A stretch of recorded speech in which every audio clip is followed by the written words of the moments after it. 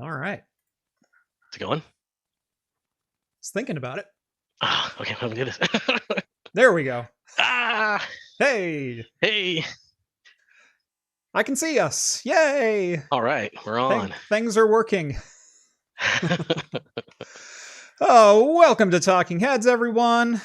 Episode 170, your once-weekly live show for the latest in beer and tech news. I'm Jeff. I'm Steve. And I still can't believe this is my job. Welcome to the show, everyone. Thank you so much for joining us on this Wednesday night or in podcast form over on Anchor.fm or wherever your favorite podcasts are found. If you've never seen the show before, we talk beer, we talk tech, we talk games, pop culture, entertainment, usually some Star Trek. This is a family-friendly show in both language and content. However, do be aware we drink alcohol on the show, but most of the time the content stays pretty friendly. We do read all super chats on the air so long as they meet those family-friendly criteria. And if you want to join the super secret chat and the even more super secret after party, it's over on the Discord server. Thinking about getting in there by joining the Patreon or Float Plane. Links are both down in the video description, and you're helping me keep the lights on around here. Basically, it's craft computing after dark. Yes. Yeah, no, the after party is craft computing after dark. Yeah, it's basically what we got. All bets are off. We need to market that. Yes. It worked for Showtime or That's Cinemax. true. It was Cinemax. Yeah. Cinemax. Yeah, Cinemax after dark. Yeah. Watching the static on your TV going.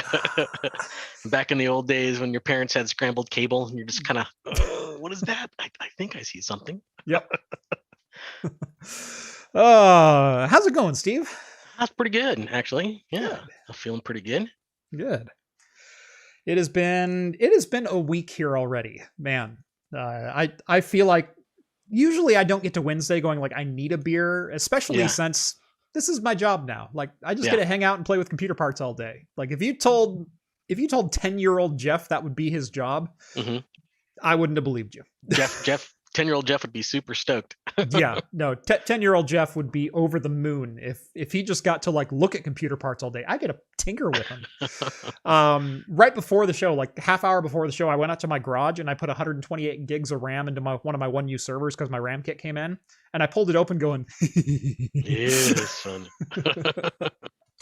Like, that's just and me then in my garage. Then the salivation, shorted out. And you're like, right. Oh, damn it. I also got in a 2667 V2 today.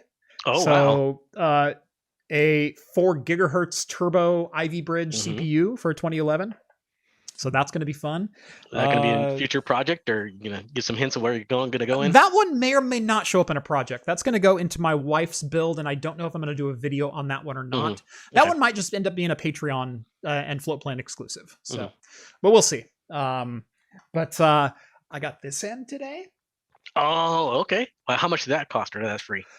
This was sent in by superfan Hamish. Wow. All the way from Australia. Those 1070s are worth money now. This is not just any 1070. Oh, what is it? This is the 1070 Katana. Oh, even better. This is the single slot GTX 1070. Because you're looking for that single slot. I got one. I can't believe I have one. After all that dinking around. Yeah. Someone like, I don't need it. Oh, you want a single slot card? Here, have a 1070. Here you go. Yeah. Now, I will say I am still very proud of the work I did on that 1650, and it works, and it's been running for over 2 weeks. It's sitting over on my desk. I don't have it in a case yet. It's still just sitting on some standoffs on my desk. But it's been up and running, and I've been playing on the GPD Win with that thing and having a blast, playing like Red Dead Redemption on my handheld, streaming from the 1650. Cool. And it runs great.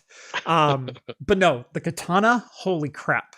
That's been on like my bucket list of things that I've wanted. Like, I want that graphics card. I have to have that graphics card. And I finally have one.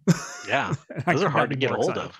Extremely hard to get a hold of. Yeah, no, they were rare when they were released. I know. Like a niche card to a niche market. And yeah.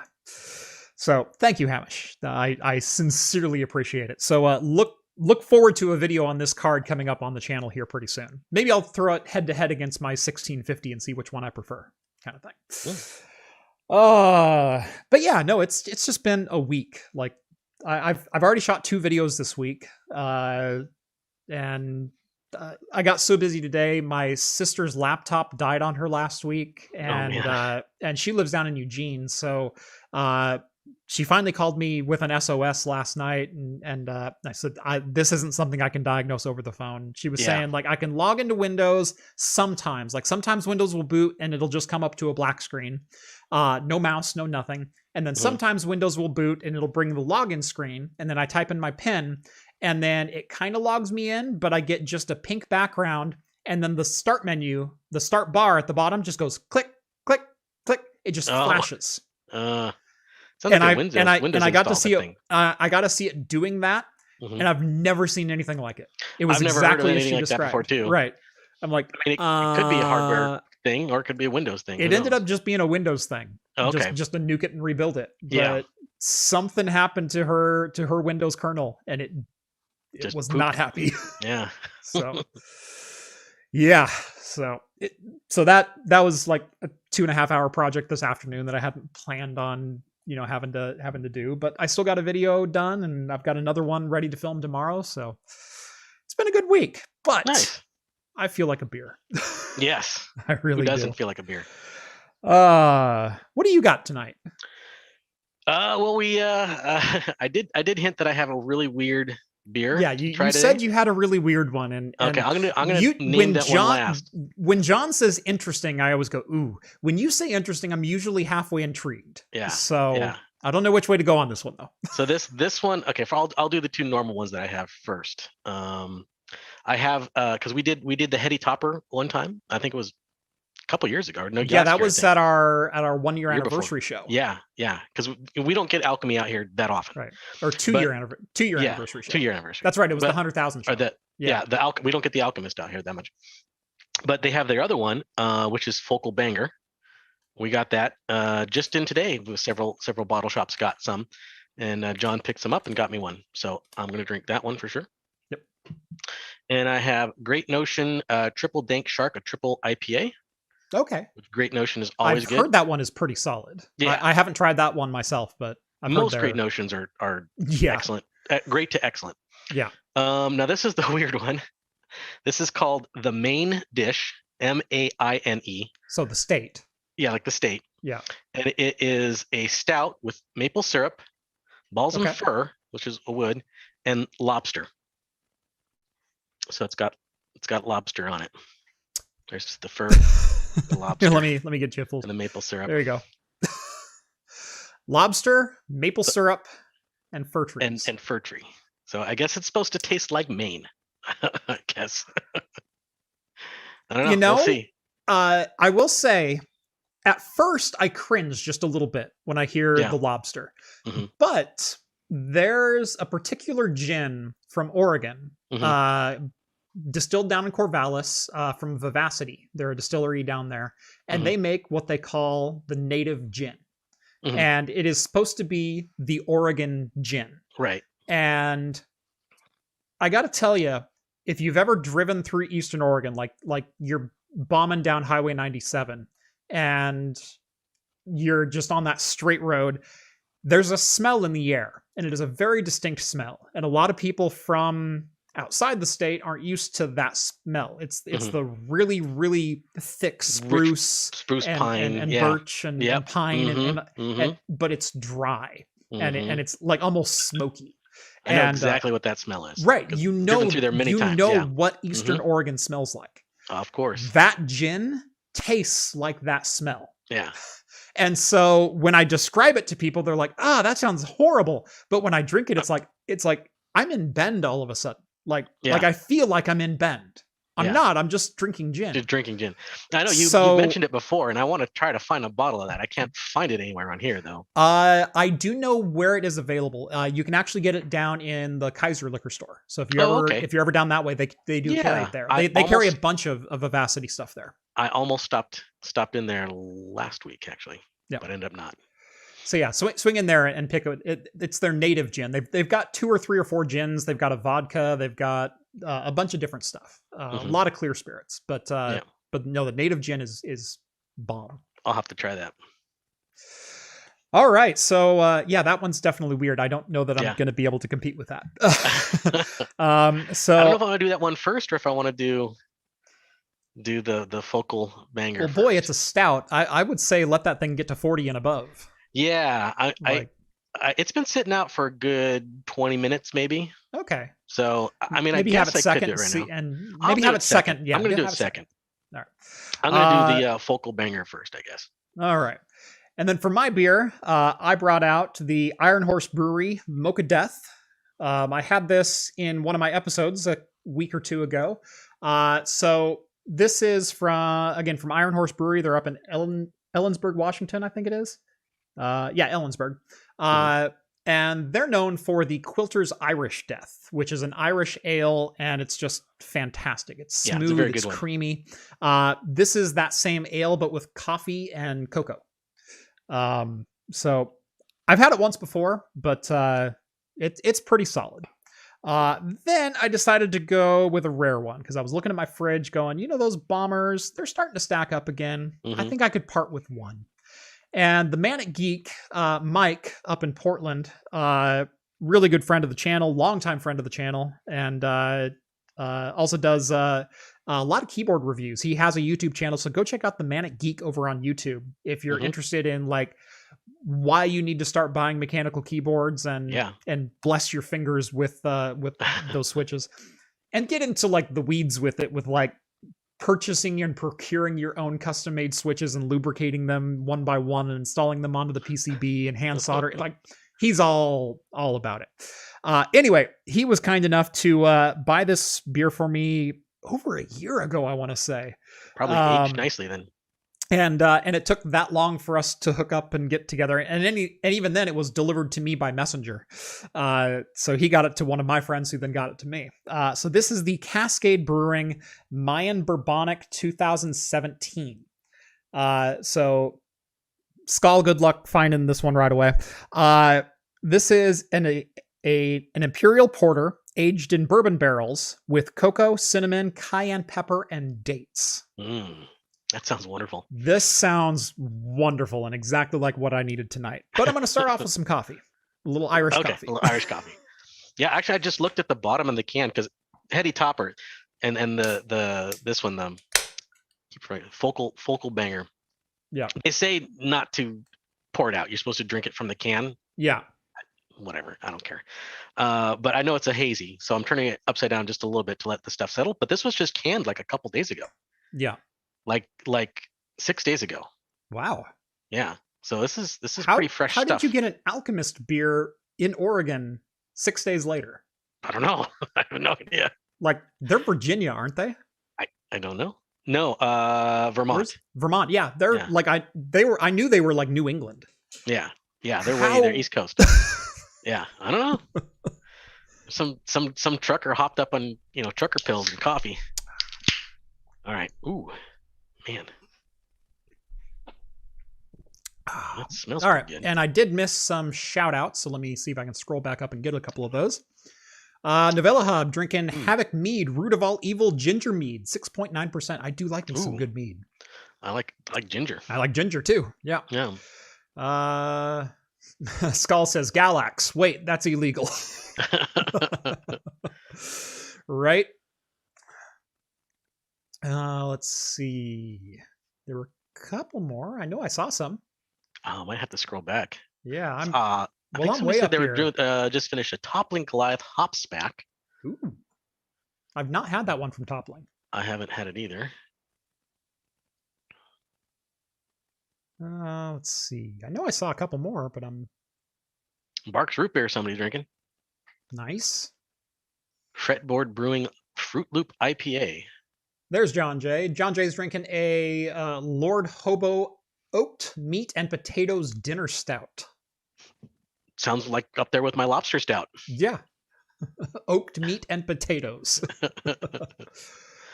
Finishing a Diet Pepsi. That's Budney. Yeah. Yeah. And then Michael, Fretboard Brewing Fruit Loop IPA. Mm-hmm. I think 7%. I think somebody else made a Fruit Loop IPA. Yeah, that's at least the second or third one that I've heard of. Yeah, so. I think there's a bunch of them out there. Lucas has got a Founder's Breakfast Stout. Oh, Founders is great. Yep. And Skull's drinking an Iowa Brewers Guild Unify Hazy IPA. Iowa Brewers Guild. Mm. Bittersweet Nitro from Left Hand Brewing. Left Hand's great too. Left Hand's awesome. Yeah. Yep. I've not had the Bitter Hand. They're just their standard Left Hand Nitro is fantastic though. I've also had the white. They have a white Nitro. Yeah, they do. That one's pretty good. And just their standard shake is excellent. Daniel's drinking a Chivas Regal 15 year. Oh, hitting the hard stuff already. Yeah. And Fancy is drinking water. Water, there we go. Good, because I know how old you are. All right. Well, I know we're already like almost 20 minutes into the show, but I do have a couple of quick packages to open up. Let's do it then. So yeah. This thing's really foaming over, so take your time. Okay. So first off, this one comes in from, who was this? James over in Michigan. Now, I know you're on the Discord, and it's hard. It's so hard for me to keep whose real name is whose fake name apart sometimes. But I did know this one was coming in. And by the way, thank you for sending it in a whale pod. If you've not seen whale pods, they are an amazing way to ship beer because your bottles don't rattle around because there are layers of foam specifically designed to ship a 6-pack of bottles. And so there's a whole bunch of different layers going down like that. And then your beer sits nice and friendly, separated from each other. But he sent me over a 6-pack of Hop Slam. So awesome. Heck yes. I'm keeping 2 of these for me. 2 of these are going to go to you, Steve, and 2 of them are going to go to Rhett. Oh, nice. So, I guess does John get one, or am I keeping both? John does not get any Hop Slam. Awesome. Even better. That's because I'm sharing something different with John. I'm sorry. Oh. Is it your love? That's well, yes, actually, kind of. That's what the next box is for. Okay. All right. And again, I know kind of what was coming, but I don't know specifically what was coming. And so I opened the package and went, "Oh, it's a mail beer, it's a beer mailer." And so I closed it. So I haven't inspected the individual bottles yet. So. Okay. But this is from OG Root, again over on the Discord. How's it going, OG? He sent me a 6-pack of bottles that are slightly different. Okay. So let me open one of these here. So first up, we have the standard Bourbon County Stout 2020. Awesome. Looks like, is this another standard? This is another standard. So 1 for me, 1 for John. There we go. See, what's this one? This one is the gray label. This is the Bourbon County Stout Kentucky Fog. Oh, yeah, that's this year's. Kentucky Fog is this year's. 2020. So again, 2020. Mm-hmm. This is the that's Kentucky Fog. I can't find any of the flavored ones. I have one of these already. Oh, really? I have one in my fridge, yeah. Oh. I managed to snag one of those. So I've already had one of the 2020 Bourbon Counties. And I have one of the fogs in my fridge. So there's another Kentucky Fog. So 1 for me, one for me, 1 for John. Okay. Let's see what's in bag number 5.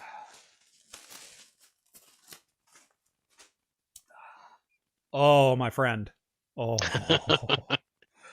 This is the Bourbon County Stout Brand Special number 4. This Brand one. Special number 4. What's in that one? Notes of mocha, roasted nuts, sweet maple, and a touch of blueberry. Ooh, that does sound wonderful. So it's an oatmeal stout aged in bourbon barrels with coffee and maple syrup. Like, Like, this is the Bourbon County breakfast stout. Yeah, that's gonna be good. Yeah. Did you just get one of those, or did you get more? I got 2 of those. Well, John, if you're gonna give one to John, I'll trade John for a hop slam. Yeah. Straight trade. It'd be fun. Yeah. So yeah, I am gonna give John one of each of these. That was our agreement. So John gets one of each of these. I hate to say, but I feel for you. And you know what? I will save. You know what? I can trade you for one of the fogs. If you can find me something unique, I'll give you one of the fogs. I could get you another lobster beer. Let me redefine unique really quick.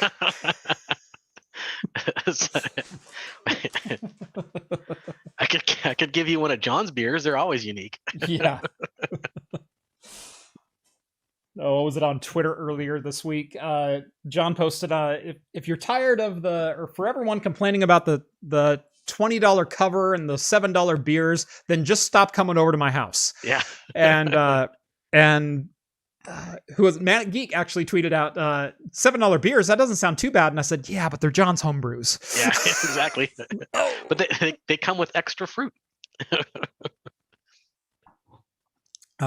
So John, boy, I hope you're really happy with the beer that you're going to be receiving.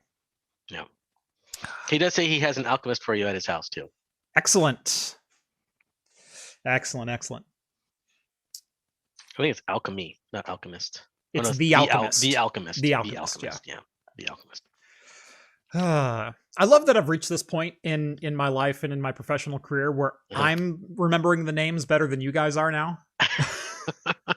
Because it used to be I would go out drinking with you guys and there's a brewery that I've never heard of. And you've like, oh yeah, I've had this one and this one. Like, holy crap, I've had 17 of those. And I'm like, I'm just now finding out about these guys.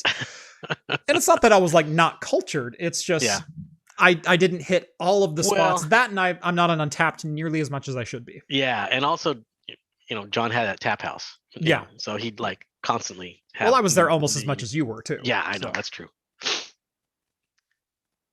But he would bring stuff home a lot of times because people would ply him with like samplers. Here's a can, here's a can, here's a can, or whatever, and he'd just take it home.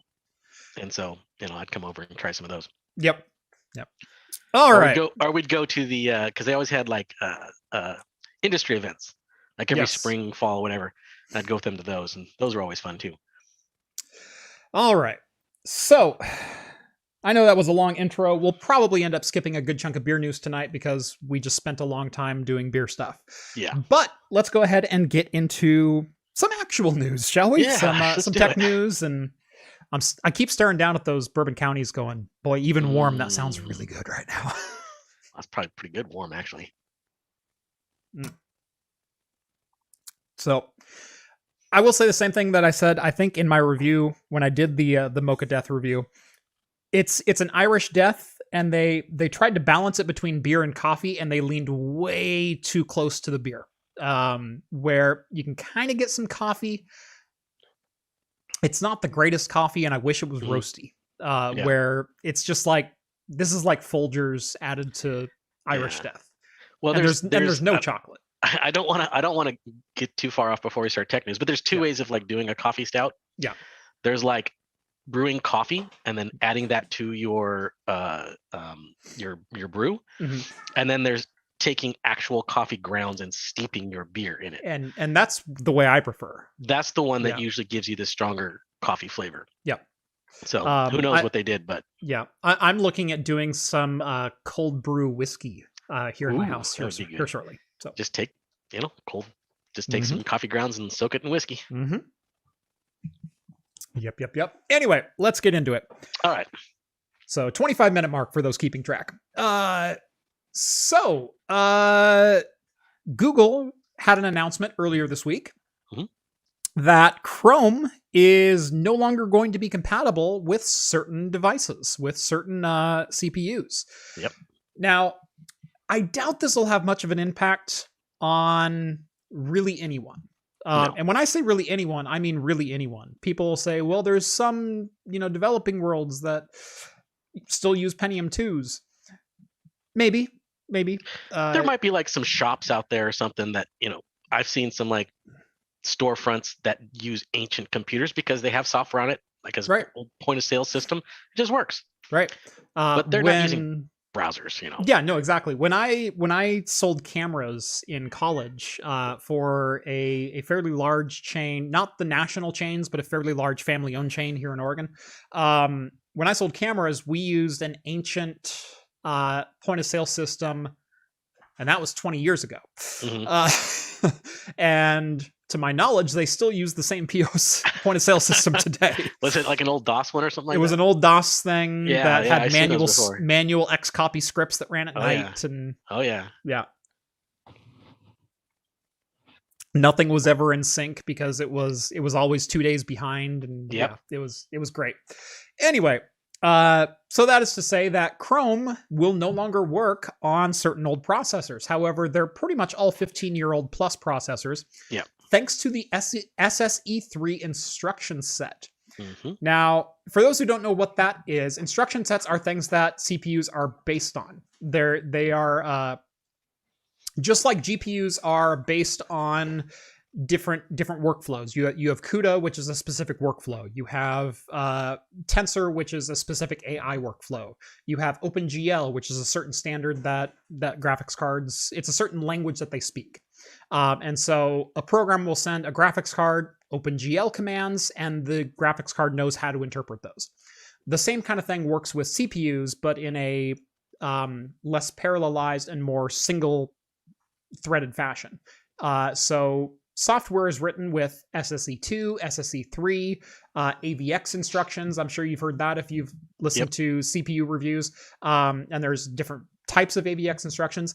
SSE2 is a type of CPU instruction that was, I believe, introduced with Pentium 3, I think, was the first that had SSE2 instructions. Okay. And I believe Pentium 4 might have introduced... Oh, no, Pentium 4 was like SSE2 plus, and then I think when we hit 64-bit is when we introduced SSE3. Yeah. When like Core 2 Duo and Athlon 64 is when we introduced SSE3. Anyway, SSE3 is now going to be the assumed instruction set for Chrome, which means any SSE2 based devices, which goes down into the Pentiums and I'm not talking like Pentium G3050. I'm talking like the Pentium, like the first one. Yeah. Leading up to the Pentium 3. So I don't think the Pentium 3s will be workable anymore, and I believe Pentium 4 even is included in that list. So if you're on a single processor, single core processor, you're probably going to be left in the dust here. Yeah, they're saying that means processors older than the Intel Core 2 Duo and AMD Athlon 64. So that would be the Pentium D, so Prescott cores, Tualatin cores. Oh, bye-bye. Yep. He says Prescott is SS3. Okay. Prescott was SSE3. Okay. But it was not a 64-bit instruction set. And so I think that's another differentiating factor. That could be another thing, yeah. I don't think is it has to be a 64-bit instruction set. Where Prescott did introduce SSE3, but I believe you have to have a 64-bit base. So it finally sounds like someone's leaving 32-bit behind. Maybe Windows can follow suit. Haha. Yeah. And sorry, Rambo found a couple of my boxes. So there's some... Well, I guess RTX voice is on for everyone else. I'm going to have to listen to this for the next hour. He's pouncing on all the bubble wrap and bags that I laid on the ground earlier. Not the Pentium D. Yeah, the Pentium D. And I'd say it could burn in somewhere, but it probably already is. Yeah. So if you're still watching YouTube on a Pentium 3, your days are numbered. Yep, too bad. You got to go back to old Internet Explorer. Yep. Go back to IE7 or something. Yeah, something like that. Go find some Netscape Navigator. Prescott was 64-bit compliant. Was it? I'm going to have to look that up now. P4 Prescott. Why does 32-bit exist anyway? Because there's a lot of people that still use 16-bit software. We were just talking about how those old people who still have those old ancient point of sales, those are old 16-bit applications. Yep. And they won't work in a 64-bit environment. Exactly. Now, Windows itself, Windows 10 version 20H2 still includes 16-bit instruction sets for some legacy commands in code that run way in the background. I know. And up until the release of Windows 10, Program Manager was still included Progmon, Progman. Good old Progmon. You could still run Project Manager in Windows 7, and it would open, and it would manage your Windows for you. In fact, you could also use it as a shell replacement. You could load Program Manager instead of Explorer on Windows 7 and run it like it was Windows 3.1, but with 64-bit instruction sets. Yeah. That might be a video right there. There you go. Running Windows 7 with Program Manager. I do know there was a video quite a while ago of a guy who upgraded every Microsoft operating system into the next. Great video. I think it's pretty old because he only made it up to Windows 7. I think Windows 7. Yeah, it was Windows 7. Yeah. But I'd be really curious to go all the way to... Now, you can't upgrade from a 32-bit to a 64, but since Windows 20 H2 is still available as a 32-bit offering, there's no reason you couldn't. Yeah. I found an XP machine in a body shop warehouse in 2019. Exactly. I'll counter you with one of the machines that I used to work on in, the late 2010s was still running DOS 5.0. Oh, wow. That's pretty bad. Yeah. 5.0. That's from like 87. 6.0 and 6.2.2 came out in like 92. Up to about 2 years ago, I still supported some 16-bit applications, but I made an initiative to get rid of them. I had to rewrite them, but Yeah. All right. So Starlink is now open for business. Kind of. Starlink, the internet service provider of Elon Musk's brain. Not the provider for his brain. That's a different network entirely. Yeah. I'm speaking of the brainchild of Elon Musk, which is Starlink, which is a satellite-based internet service provider, is now technically live. You can get high-speed internet. Well, not you, but it's live. Some people. Yeah. So they finally greenlit it, and they're letting people test it out. I know Linus actually got to try it this last week, and I'm really freaking jealous. Yeah. It's now on. They've taken it a step further with the pre-order process, if you will. I was registered to try to be part of the beta. I haven't heard back if I'm eligible or not, or if it's going to be available in my area or not. It should be. I have a clear view for most other satellite service, so I'm assuming I should have a clear view for that. But haven't heard anything. But now, if you decide that you want to be placed on a list, you can pre-order and put a down payment for Starlink service. Yeah, just $99. Yep. Deposit. That's all you need. Yep. I think if your name comes up, you have to. I think they'll charge you like $500 on top of that. But I mean, if you watch the Linus Tech Tips video, it looks fairly impressive. Way more impressive than the old satellite internet technology they used to have. HughesNet and all that garbage. Yep. Yeah, because I was always super skeptical about that, satellite internet. But sorry, Rambo has the zoomies, and so for those who only think dogs get zoomies, no, Rambo gets zoomies too. Our cats get zoomies like at 3:00 in the morning. They just, like, go nuts. Yeah, so does he. Yeah. In fact, my wife got face slammed the other night by him. we were dead asleep, and all of a sudden Rambo runs into our room, and I woke up when he kind of cracked the door because it was just barely cracked, and so he opened it up, and I bolted awake, and I hear him going like at the end of our bed, and then he jumps up onto our bed, runs up onto my wife, pounces on her face, and then bounces off and flies down the hallway. She woke up thinking I punched her.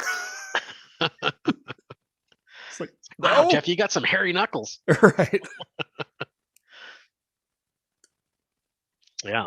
So, yeah, $99 gets you a pre-order for Starlink, and as soon as your name is called on the list, as long as you live in an eligible Yeah. service area, you can connect to pretty decent internet service connection and cut the cord, so to speak.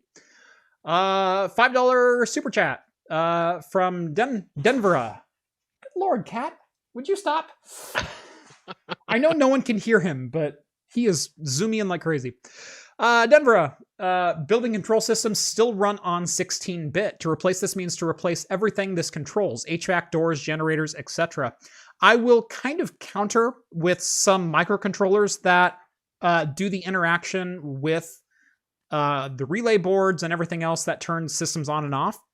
That is 16-bit code a la an Arduino.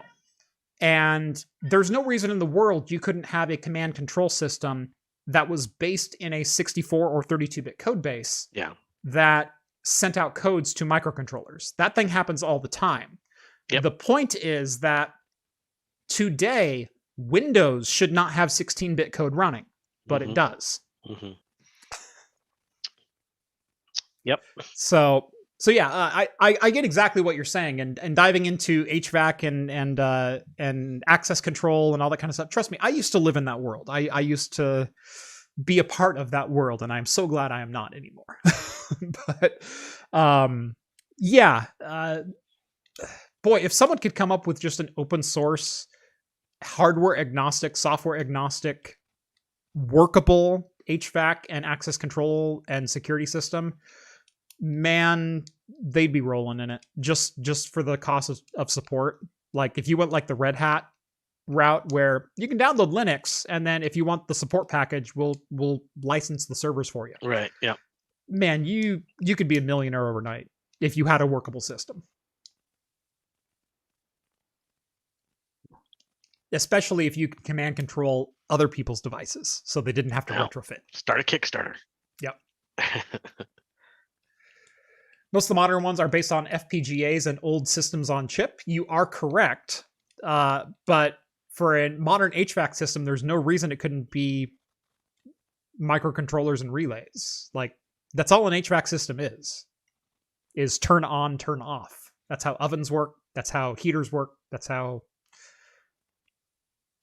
The only difference is when you start getting into like the servo stuff.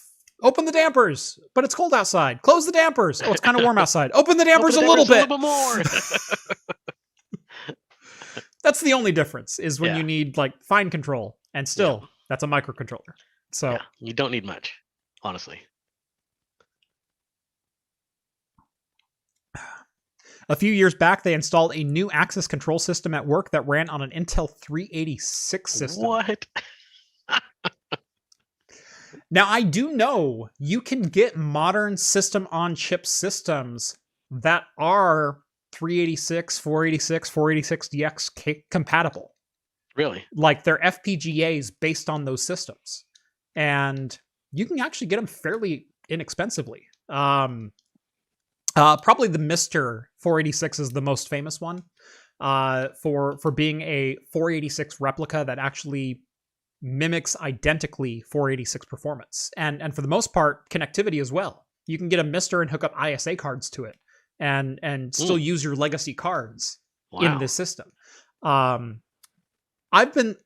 looked a couple of times at playing around with something like that, and there's actually also some SoCs that perfectly emulate like Pentium 90s and things like that. So if you wanted to even have the hardware for that, or you don't have to.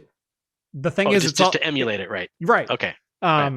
So coming shortly to the Patreon, I do have 486 compatible. Does it have a turbo button? It might, because that was actually a function. But what most people don't understand is the turbo function turned off EMC and clocked you down. Yeah. And so turning on the turbo button lowered your system performance. The turbo button was meant so you could run legacy systems that were timing based off of like a 286 clock, like 12 megahertz or something like that, when your system's running at 66. Because you would be running it and it runs so fast, it's turboed, and you'd be like, oh, turn that turbo off. Turn it on. It goes back down. Yep. Yeah, I remember that. Yeah. So, but yeah, so I've thought about picking up an FPGA or a 486, SoC a couple of times. It's an avenue that eBay is a hell of a drug. It's an avenue that I do venture down sometimes. I wonder if this could make a good video. I mean, yeah, I guess for like people who love old obscure software, right? And hardware, or whatever. You want to play something super old or do something super old. So I will say, middle of last year, towards late last year, I did purchase a Pentium system that I plan on rebuilding and kind of modernizing, but also like if you had that available in the day, you would have done the same thing. So giving it some modern conveniences, but still keeping OG parts, like trying to keep the theme of it original, but modern networking and a couple other like conveniences. Like I need to add files to this, and it'd be nice to have faster storage, and it'd be nice to have this and that.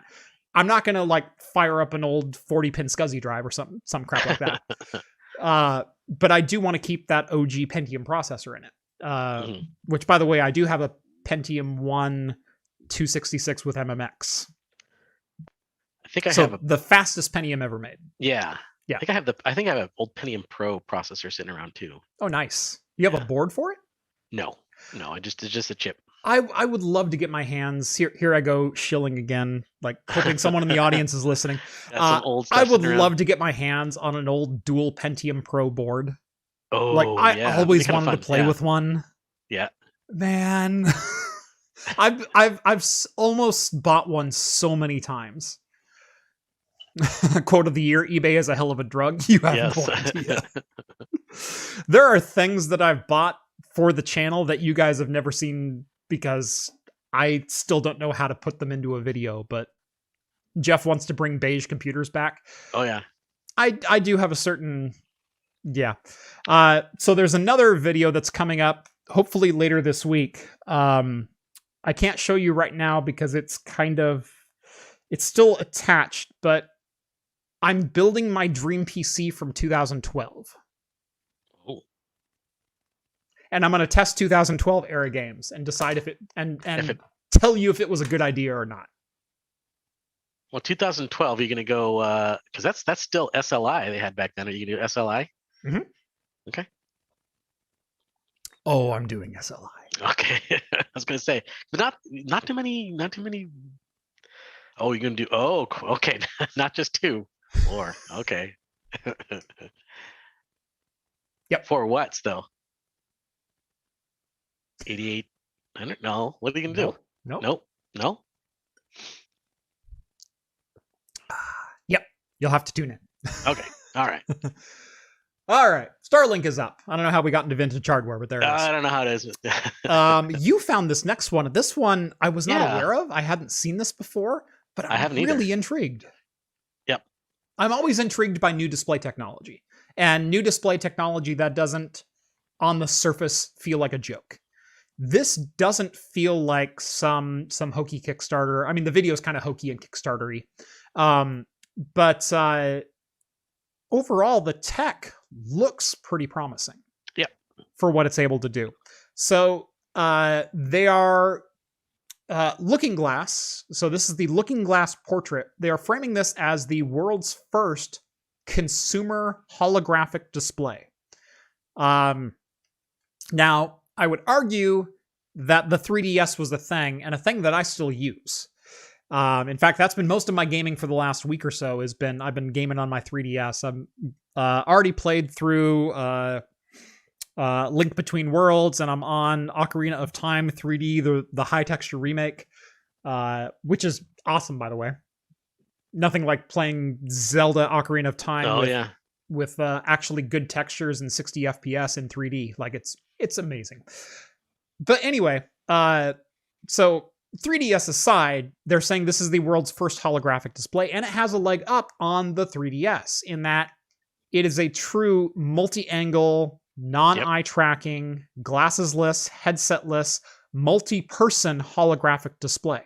And so There have been displays before that have, a pair of cameras for eye tracking or facial recognition or something like that, that will tune the display to the angle that the viewer is looking at it, but only for one viewer at a time. This display promises you can have 10 people crowded around it, and they'll still see. Each person will see a unique angle. Mm-hmm. That's pretty wild. That is pretty cool. The thing is, the effect also shows up on video. It shows up on camera. Yeah. If you watch the video, it's actually pretty impressive with some of the things that they do. So and they have not just still images and stuff like that. You can also import models. You can do live video. Is recorded live. This is not CGI. This is recorded live from a camera on the display. And I gotta say, I am super impressed. So they have a couple of different cameras that they're touting work with this as well. So Intel RealSense cameras, you can use a Kinect camera from the Xbox. Anything that will give you point mesh holographic data, you can capture holographic images with and then view them here. It also works with the iPhone portrait mode, because that kind of does a background-foreground separation. Now, you don't get true 3D with that, because obviously the iPhone only has one camera that it's shooting with at a time. But the effect is very much real. And so you end up with kind of like a cutout or a lightbox image with the iPhone portraits. You can do things like face replacement, where you can generate real-time 3D images. You can interact with applications using Unity or Unreal plugins. By the way, hashtag not sponsored. Yeah, it's just impressive. This is really cool. Yeah. I mean, they're saying view Maya and Blender assets in real-time 3D. And from multiple angles, just depending on how you look at it. Tyler guessed right. Oh, Tyler guessed right? I gotta go back and look. Oh, it's very recent. There you go. Yeah. Okay. Tyler guessed right. Yeah, I got it. Good man, Tyler. Kind of. He said 2. You said. Yeah. Well, those are dual GPU cards. Okay, that's okay. It's still 4. By the way, it's also in a micro ATX case. Ooh, okay. Wow. 4-way SLI micro ATX. Nice. Oh, yes. It's going to be a tight case. Oh, yes. Tight. Yeah. By the way, this is also the system that I built myself in 2012, but now I'm I sold this to a really good friend of mine, and I recently bought it back, and then I improved it. And by the way, it still had the graphics card that I used back in the day. Oh, the XFX, yeah. Which is the XFX 6870. But I always wanted more. I always wanted more than that could give me. Like, it was a really good card. I loved the 6870. Oh, yeah. But man, 4 GTX 690s, or two 690s with 4 interesting to see what Kepler K102 cores. Yeah. Or GK104. Yep. Yeah. Yes. It's a ballin' little system. So stay tuned. But yeah, no, this display genuinely looks exciting. It genuinely looks like something that could reach a consumer market, that could have a use case, and that the effect actually will work. So this team has only been working on this since 2018 as well. So this is actually a fairly recent product that they're trying to develop.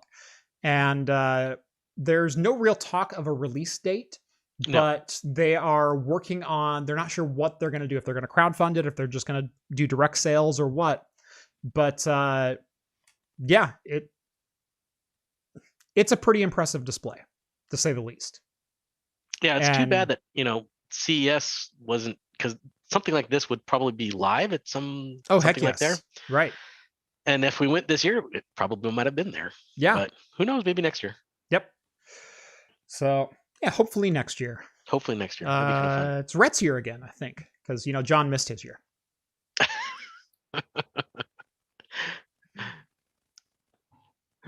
I'm such a jerk.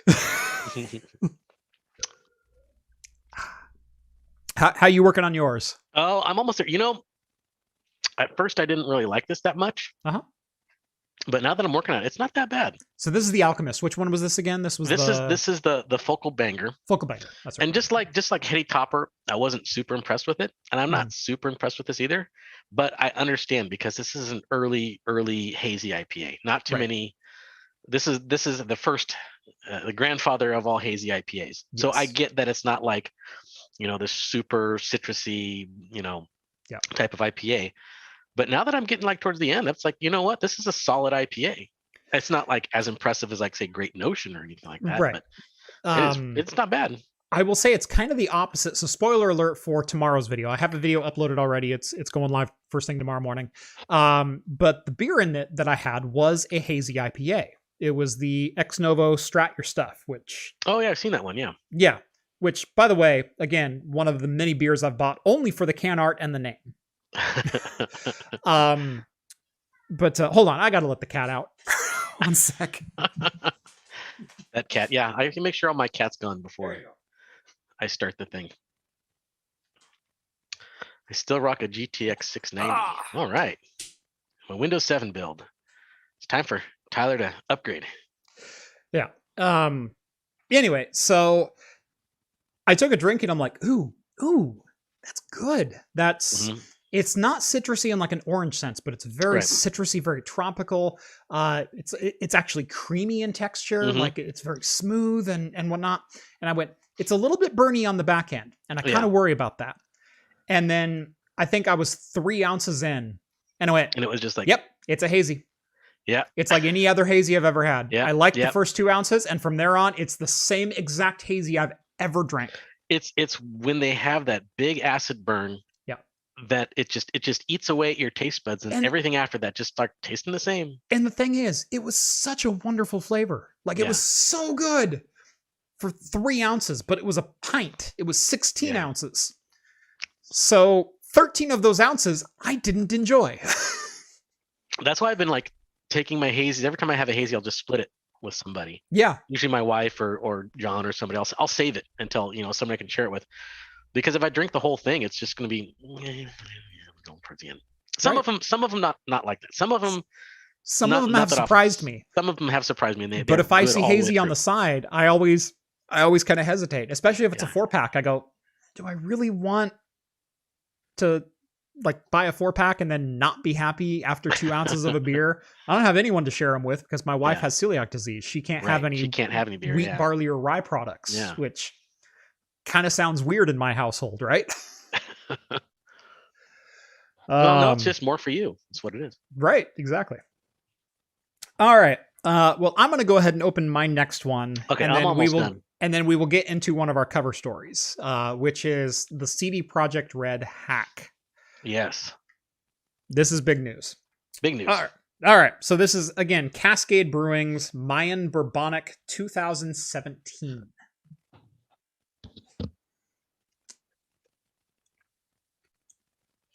There we go.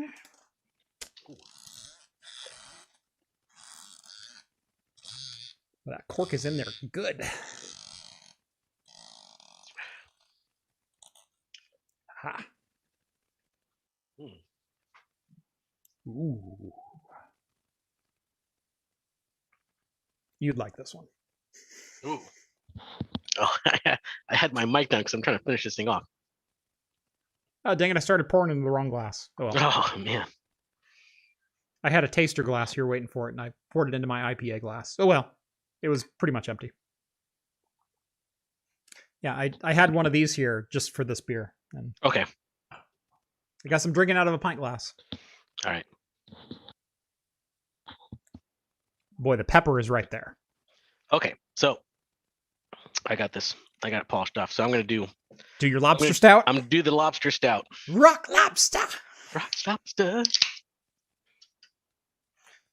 Bird.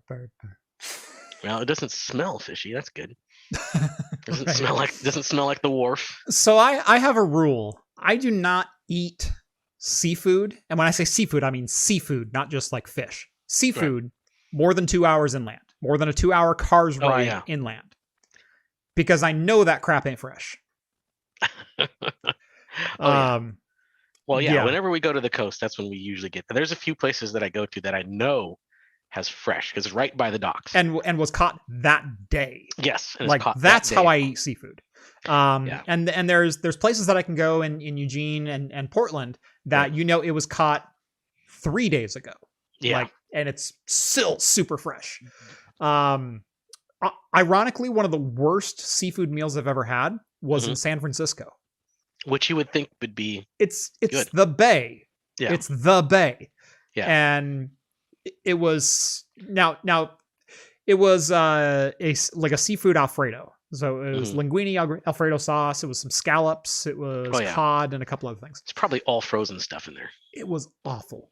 Oh yeah. The scallops were undercooked and gritty and just like they were beyond bad. Yeah, it was the only bad meal I had the week I spent in San Francisco that week, and I was so disappointed. It was like this little jazz bistro right on Main Street, and like you would a block think it'd from be the good, Mission. Right? Like this place has to be hopping. Has to be good. Right, it has to be good. There, me and my wife ate there, and it was the worst meal either of us had really ever had. Ugh. Like it was just awful. Too bad. Yeah, I have no idea how a place like that can exist in that location and not be one of the best meals you've ever had. Yeah, exactly. I don't understand it. What off, I guess.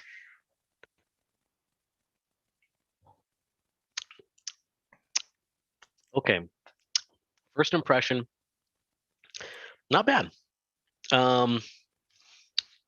It's stouty. It's got that mapleness to it. A little bit of saltiness in the back, which is probably the lobster, or the not too pronounced, but not very woody or oaky or anything like that from the fur.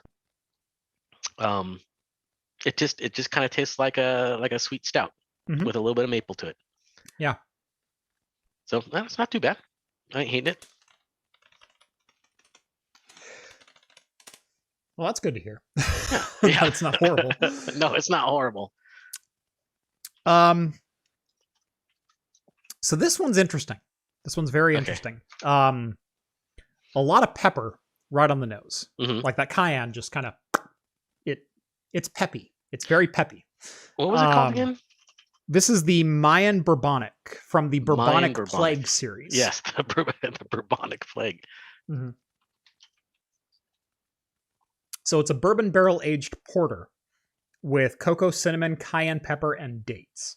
Okay. But it's also a sour porter. And so the sourness really isn't bad. It's not super tart. It's not. It's definitely not awful. I'm not getting really any of those flavors. Now, Cascade is typically the sour. They do like a lot of the sour. Right, stuff. they do a lot of sour stuff. Right. Yeah. Now, what year is that? 2017. 2017. Yeah. But I'm not getting bourbon. I'm not even getting porter. I'm getting like a moderate sour ale. I'm not getting chocolate. I'm not getting cinnamon. I get cayenne pepper on the nose. I'm not getting dates. I'm not getting any nuttiness or earthiness or anything like that would come from that. I'm not getting oak. I'm not getting... It's a sour. It's a sour ale. It gets a 4.17 on Untapped, the 2017. I think that might just be from expectations. Could be. It could be. I mean, you eat with your eyes first. Yeah. And you read the label and you go, "Dang, that sounds good." And so at some points you'll convince yourself that's going to be good.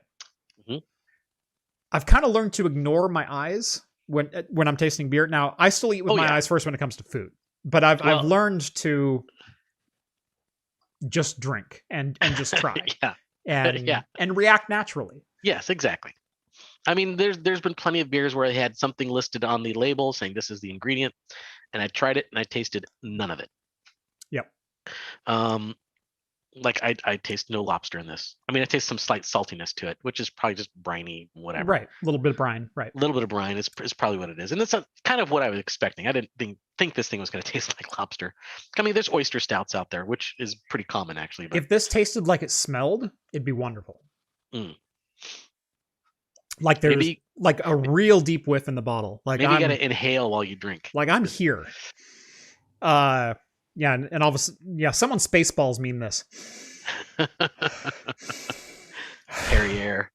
I am that far deep into the bottle, and I smell chocolate, and I smell pepper, and I smell cinnamon. Like I can get all those out of the aroma from the bottle. I only get pepper on the nose out of the glass, and I only get sour ale, like mild sour ale, out of the flavor. Like it's just diminishing returns the further it gets to your mouth. Yeah. Yeah, because I mean, for the most part, Cascade and their standard sours are excellent. They're my favorites. Right. No, they're really, really good. I had really high expectations for this one too. Yeah. Oh, of course.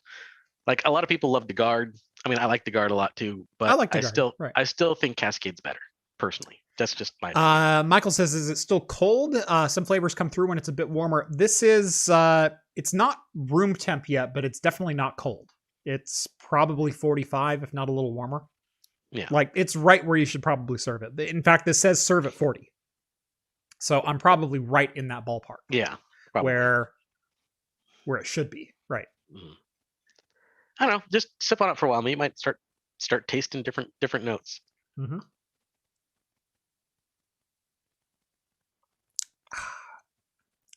A lot of pepper. Yeah, it's got pepper. Okay. It's got pepper and it's sour. I don't know what more to say. And it's not like a rhubarb sour. It's not like a blueberry sour. It's not like it's just an interesting sour. It's not bad. It's not bad by any means. It's definitely not a 4.1.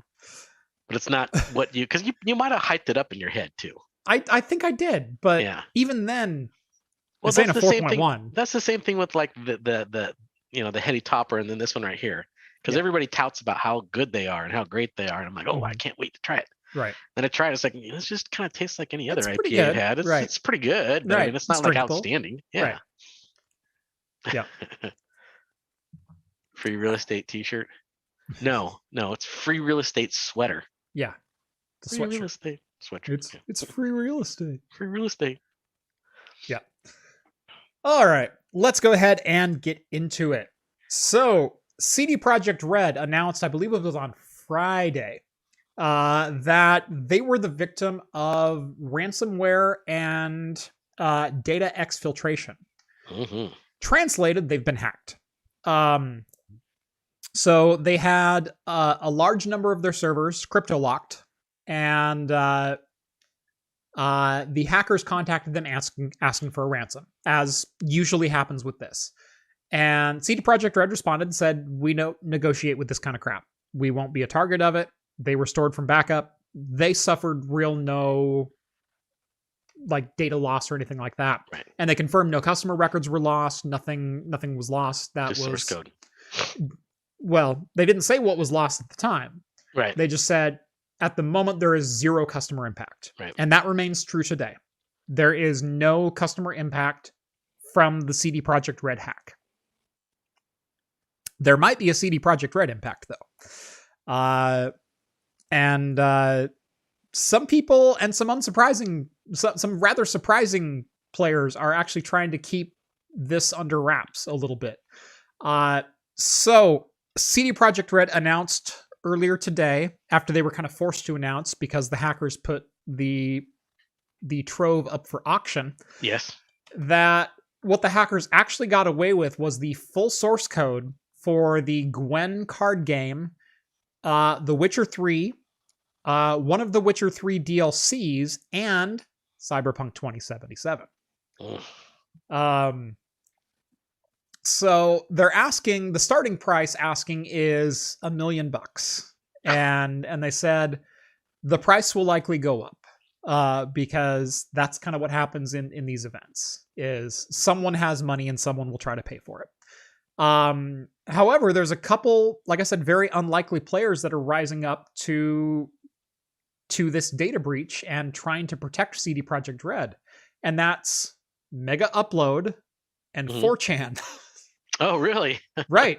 They have been, I guess, killing threads and killing download links left and right on both platforms in the name of like not necessarily like preserving CD Projekt Red's honor, but people being jerks. But people like, being jerks. Yeah, I know. Like ransoming people's own hard work and stuff like that. GG 4chan? Who would have saw that coming in 2021? Hey.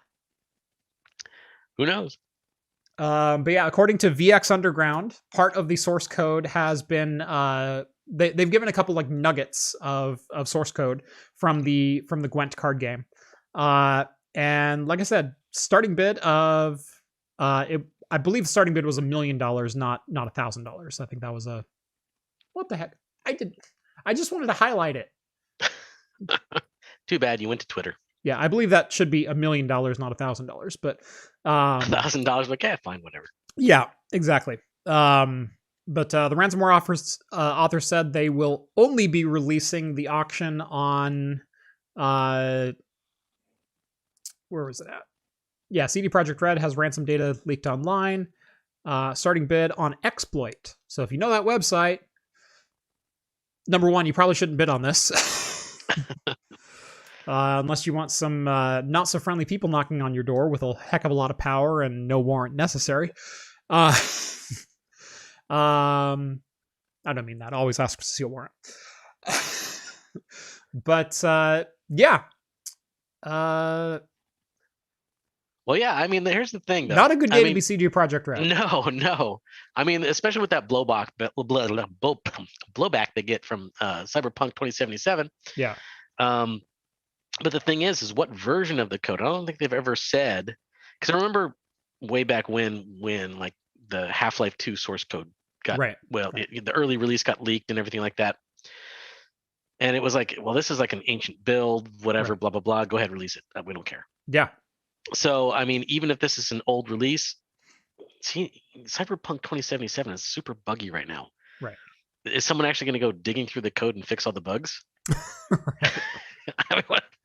It's going to get patched out of it's like, okay, yeah, this is ancient. This is going to be ancient code in about 6 months. Right. The thing is, these are even not multiplayer online games. Yeah. These aren't games that you can like inject code to and steal people's data with. Yeah. Because they don't play online. And in fact, if you have the good old games version of them both, they're DRM free. I know. There's no communication outside your PC whatsoever. So the most you can do is compile it yourself and distribute it, but there's probably pirate sites out there doing it already. So I mean, outside of like maybe some proprietary algorithms that may be specific to those games, but I don't know. I mean, yeah, and the Witcher 3, didn't they say they have Witcher 3 source code too, right? Right. Yeah, Witcher 3, Gwent, and CDPR. Witcher 3's been out forever, and you can pick that up for like $10, $15 on sale. So, I mean, is it really worth $1 million? I mean, I guess the biggest concern is probably Cyberpunk 2077. Right. And I mean, the graphics were great and everything like that, and there might be some proprietary coding in there that may be interesting, but I mean, what really are they doing that's so special that other development, houses aren't doing too? I have no idea. So I mean, it is their own engine. I will give CD Projekt Red that they developed their own game engine, right? And if you have the horsepower to run it, Cyberpunk is a beautiful game with a heck of a lot of depth and visual detail and everything else. Yep. Part of that's to the texture and the modeling staff. Part of that's due to the engine that it was built in. And so there's definitely good information within that source code. But how usable is it? What would someone do with it? Right. Those questions are very much up in the air. Yeah, it's very, very much up in the air. And how complete is the code? They never really said how much complete is the code set. Because a lot of times these big development projects are compartmentalized. Usually there's teams and they have multiple servers. And even if they have the source code, if they don't have the like the texture resources and the mesh models and everything like that packaged with it, it's kind of useless. You just have code at that point. Yeah. Microsoft, we talked about this like a month ago, that Microsoft got hacked, and I guess they leaked part of the source code of like Windows XP or something like that. And Microsoft goes, whatever, that was like one department that developed a WordPad. release it. Yeah, I know. Yeah. And so, yeah, when you are a large corporation, when you are developing this massive code base, Mhm. you're often departmentalized and you're often compartmentalized. And that's the key factor here is the source code rarely sits in one location unless it's ready to be compiled. Yeah. And it only sits ready to be compiled when you're ready to make a release. You say, okay, every department, put your release files in this folder. We're going to scan from multiple locations and build this particular version. Right. And that's what happens. Yeah. It's not like the source code is available in cp2077.zip. It's it doesn't work like that. Yeah. There's code archiving, there's version control, there's as a programmer, all of that. Oh yes, of course. But it doesn't work like that. That do multiple things that build into one thing. Right. Yeah. I mean, someone's saying there's not one guy cracking away on a typewriter, cranking out the source code for Windows 10. It doesn't work like that. Multiple people working on multiple things with multiple commits daily. Daily, there's multiple commits. So if they're using any kind of like version control stuff like that, I guarantee you that code is probably even now out of date. Yeah. I mean, there's going to be, it could be very complete, but it's still old. I guarantee it. Yeah. If they got a complete version, like a complete modern build version, that even to me would be surprising. So, but the fact is, they got some data. They got data. Something. It is source code, but do they have a complete decompiled source code? Do they have a complete source code? That's the other question. Yeah. I mean, yeah, there's someone that's in the chat here that's saying that they can use it to cut down for building their own engine, so they don't have to pay for royalties for Unity or Unreal. If they got the engine source code. If they got the engine source code, yeah. Right. Maybe it's just the source code for the AI, or maybe who knows if it's a complete source code or not. If they use a custom compiler, could you even do that? Yeah, because that's a thing. Yeah, they built an engine, and maybe the engine has a compiler in it. Has a proprietary compiler too. You might not be able to compile the source code. Like that's a whole other argument. I mean, chances are it's probably C++. It's probably C++. Yeah, it's probably C++. I'm giving them a lot of credit here, but I figured I'd venture down that road. Yeah. Anyway, we did get a $5 super chat. Thank you, Michael. I ended up getting into an argument with a CD Projekt Red developer about the quality of their code base. Well, that's just mean. Because you could talk to any programmer about the quality of their code base, and I complained to me about the quality of my code base. Right. Well, that's because you wake up the next morning and go, "What the hell was Three Beer Steve thinking about this one?" Oh, it's exactly right. Overshot that Balmer peak. Exactly, it did.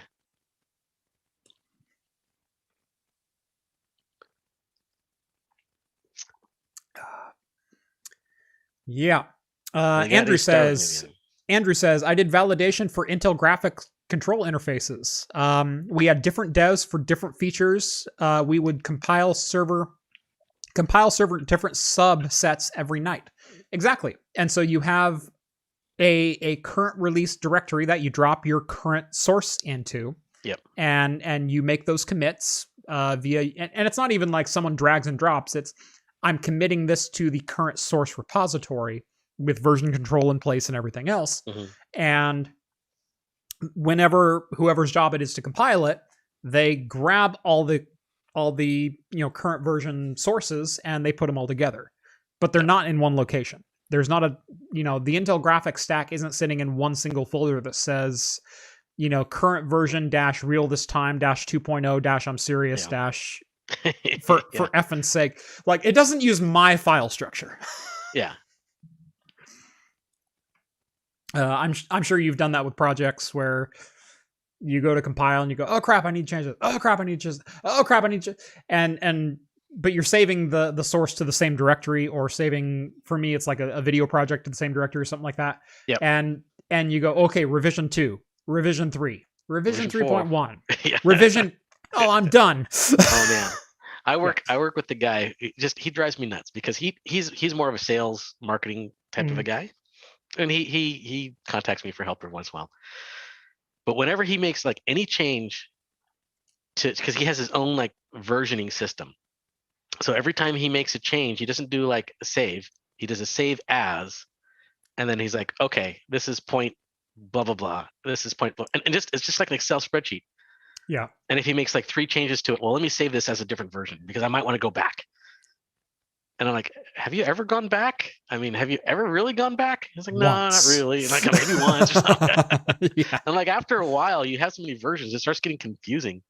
It's like I understand that if you release it and give it to somebody to present it, and they come back for something else, and then For you revisions, can give right. for revisions, then you give it another revision.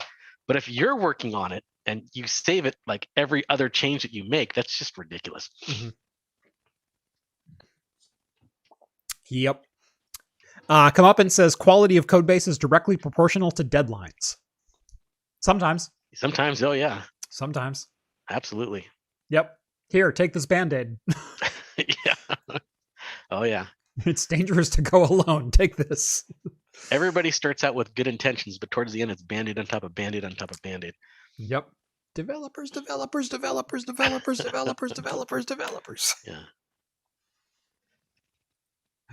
Developers. Yes. Exactly. Steve's been on stage 6 seconds. He's already sweating.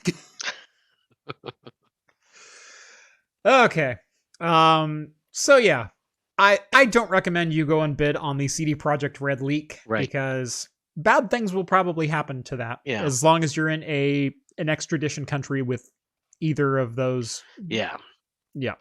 I'm gonna say like it may somewhere China or Russia. Someone might get a hold of it. I'm sure it's going to be one of those. It's probably where it's from. That's probably who hacked it. Yep. I'm guessing. So you maybe expect some knockoff games with hacked up. The mods are going to get a lot CD better. CD Projekt Red engine. Yeah, maybe. That who knows? But yeah, I don't know if they're. I don't think CD Projekt Red's really. I'm sure they're upset security wise. Mm-hmm. And they're probably pissed off that somehow somebody got into their systems. Right. But I'm sure they're not super concerned about it really hitting their bottom line, to be honest. Andrew with Fighting Words, $5. You say multiple versions is ridiculous. How many times do you save in Skyrim? And I'm assuming you mean in case you need to go back. You son of a... It's not how many times I had to go back. I need those saves. How many? It's like, you know what? I want to be a magic user, and then like about an hour. And I'm a stealth assassin again. It's a stealth assassin, stealth archer. User. Stealth archer, yeah. Like, dang it! It's just so versatile. I was gonna be a magic user every single time. Stealth archer.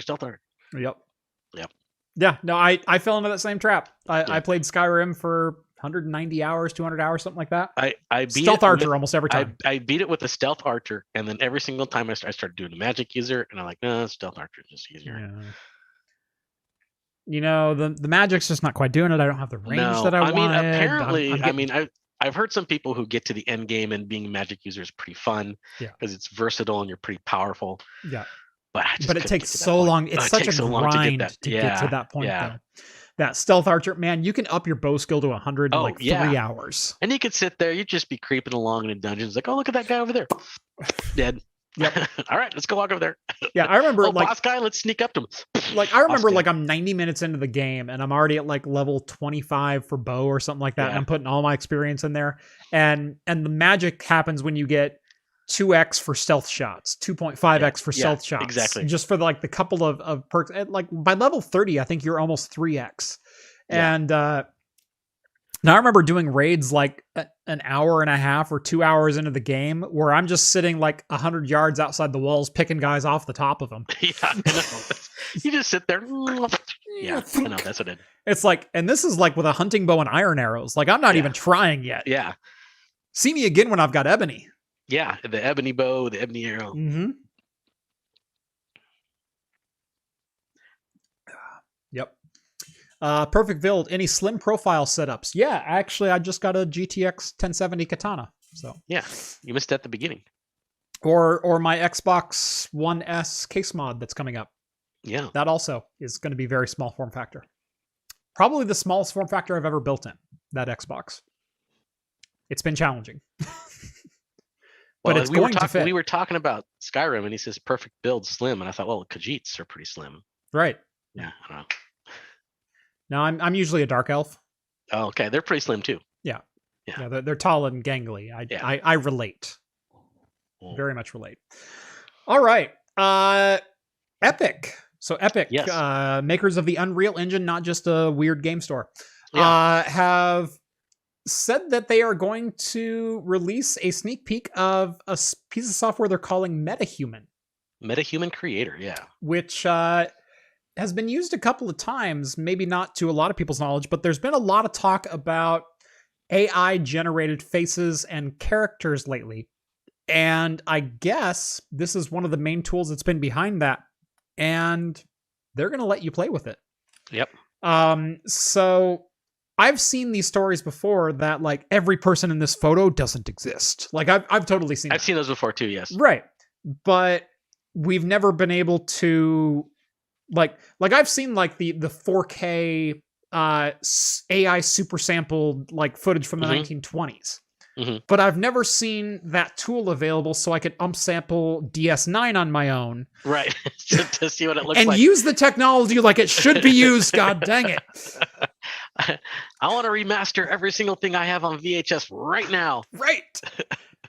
I have a Voyager library and a DS9 library sitting there just begging for a little bit of tensor. Like just give it to me. Just a little upscaling. Come on. Right. We can do Come on.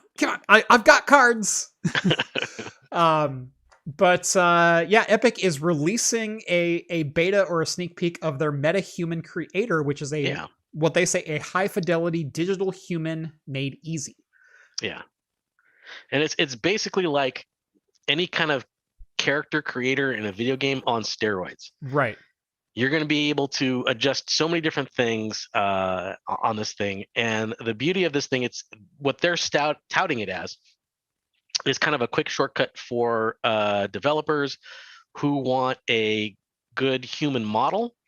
So they can go into this system. It's going to be an online system. Just go into the browser, go in there and start making their model that they want to make. And then they can sit there and export it. It'll export right into Unreal Engine. 3ds, Maya, Unreal. Like, yeah, exactly. It'll export it as a standard asset. Yeah, exactly. As a standard asset. So it's basically you're modeling your character like you're modeling a character in, a video game, and then you just hit export and it's yours. You can use it in whatever way you want. Right. So I expect many experimental Unreal games starring Hulk Hogan and right. whatever people come up with. Yeah, no, I've been waiting for some of this AI accelerated tech to start trickling down to you and I. Like I've seen a lot of these cool things. Like I said, 4K upsampling for old videos, AI processing for human faces and things like that.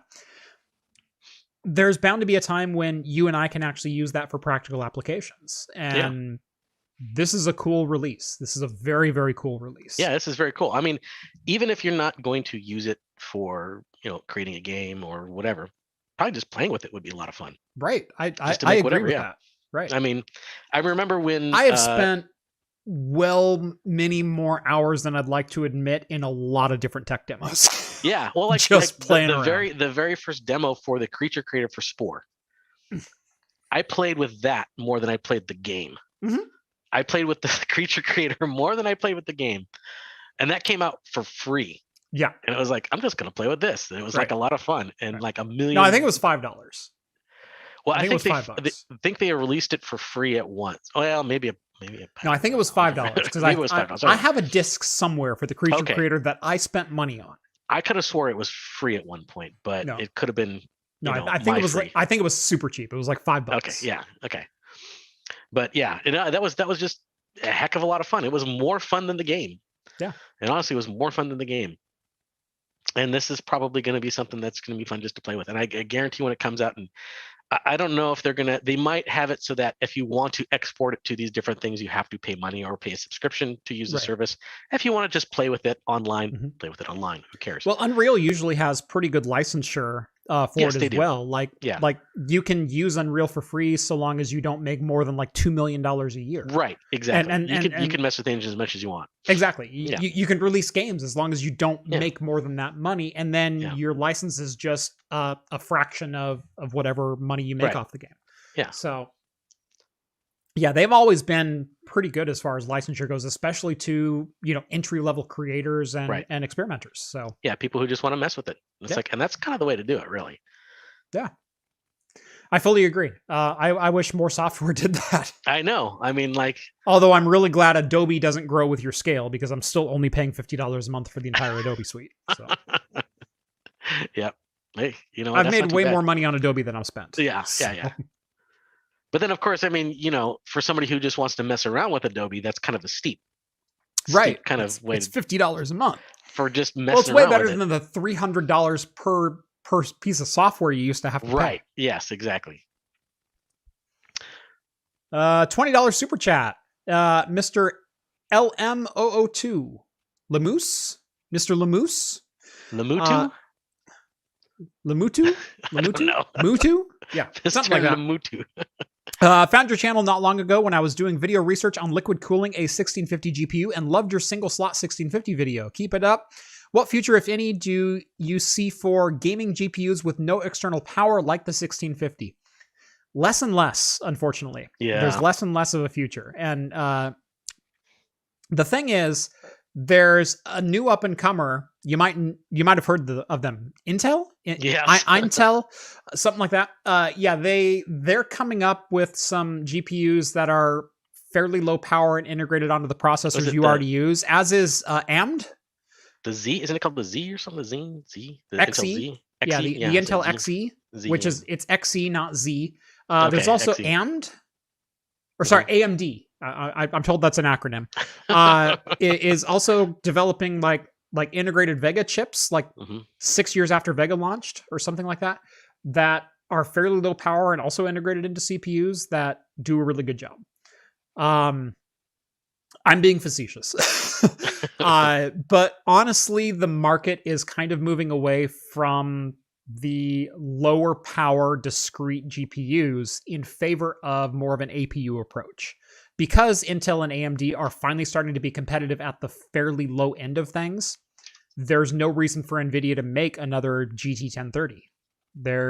I don't know if a 1630 is even on their roadmap, or I'm surprised the 1650 even was at a 75 watt drop. Now, I think the 75 watt card will always be a thing, and so there'll always be one card that you can get. But whether or not we'll see a future 1030, which honestly at the time of release was a pretty good 720p to 1080p gaming card. I did a review of the GTX or the GT 1030. I could play GTA 5 at 80 frames per second on a GT 1030. And so but that market's being eaten up by the Vega 11 on the 2200G and 3400G. It's being eaten up by, going to be eaten up by Tiger Lake here pretty soon with Intel Xe graphics integrated. So I think we're going to see less and less of non-external powered PCI Express graphics. And that makes me a little sad because I'm very much a fan of low power, super small form factor systems that aren't just integrated graphics where you can get 75 watts of graphics power, not 10. And I've said forever, give me a freaking Vega 20 on board a CPU that I can actually purchase, not the 8809G, which was Intel's 8000 series i7 quad core NUC CPU with an integrated Vega 20. Give me a Vega 20 in a 4600G. Give me an APU that's worth a damn that I can actually build. So, but they don't listen to me. So yeah, you're not head of development. Yeah. Long live GTX 1050 Ti. 1650 beats the crap out of the 1050 Ti at the same power threshold at 75 watts. So 1050 Ti, I'm not saying it's not a good card. 1050 Ti was a heck of a graphics card. But the reviews came out for the 1650 and everyone shot it down immediately. And again, I kind of called it the value king based on it's 60% faster than the 1050 Ti. And actually, everyone hated me for it. But I love the 1650. I almost posted a story about the 1650, about it being like the number one seller right now because nobody can buy anything else. Yeah. Anyway, I didn't put that in there. I think it was. The old Vega 11 is still weak, but compare it to what's around it. The Vega 11 beats a GT 1030 in a CPU that costs $130, whereas the GT 1030 costs $100 by itself. So you're getting a 4-core, 8-threaded CPU that hangs with an i5 7400, i7 7700 non-overclocked for $130 with a GT 1030 with it. It's a good graphics card for that money. 1650 is great. 1030 was a great card. 1050 Ti were both great cards. Grab a new GTX 1010? No, because it's going to suck because it's lower than a 1030. It's fewer CUDA cores. I'm waiting for an Ampere-based 30 card. Call me when we get a 3030. What's missing is HBM. No, what's missing is them putting proper GDDR5 or 6 into a budget card. Because memory speed still matters in those lowly cards, even though they usually give them crap memory. All right. Speaking of Nvidia cards, that was a great segue into the next story. Not necessarily good news, but a great segue. Right, great segue. Availability for RTX 30 cards is going to worsen as Q1 drags along. Yeah, it's not going to get any better. So speaking to people in the industry and outside the industry and other whatever contacts I have to talk to, back in November I was told, well, wait till March. March it'll open up a little bit. Maybe we'll have some more stock. I hear things are loosening up. Things should be getting a little bit better. They're not getting any better. Nope. Yeah. So as bad as the availability is right now, it's going to get worse. Mm-hmm. Which makes me really happy that I pivoted a lot of my content to server content lately. Yeah. Why do you think I'm building a system with dual GTX 690s? It's because I don't give a crap about the 3090 until I can get one in hand, and so can you. That's the difference. Yeah, that's the thing. So you can review it to your heart's content, but no one's going to get excited about it if they can't get their hands on it. Mm-hmm. I just want a 1660 Super at MSRP. I just want something to talk about that's actually relevant. Yeah. I did the review for the 6800, and I'm glad I got to review that card for the Sapphire Nitro Plus 6800. I'm glad I got to the review. Sorry, that sour is like puckering my tongue a little bit. Yeah. I'm glad I got to review that card. It blew my mind as far as performance goes for the $600 price point. $670 or $680 or whatever it ended up being after all the price hikes that have happened. Definitely didn't meet the MSRP, but that card blew my mind as far as performance goes. What is available today, supposedly on retail shelves, for that card. However, no one can buy that card. Yeah. And I made that quite clear in the review. And even Sapphire responded and said, we liked your review and we understand. Yeah. That's the thing. You just can't get your hands on it. It's a great card. How much are you willing to spend? And here's the thing that kind of sucks about especially the 30 series or the 3000 series is that that Nvidia is working on their next technology. The next thing's coming up. So by the time this series of cards becomes available to everybody until the supplies come back up and anybody who wants one can get one, they're going to announce the next big thing. The thing is, as long as mining is still a thing, it's going to be there. We'll never get cards.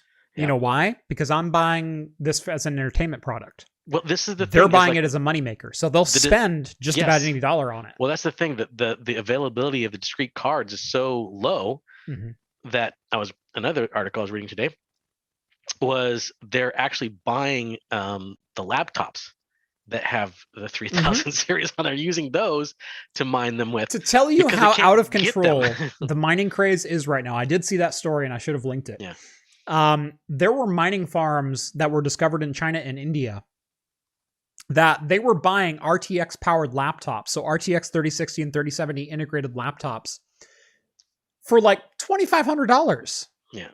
And these are like Max Q laptops or like the energy efficient, low power kind of variants of this.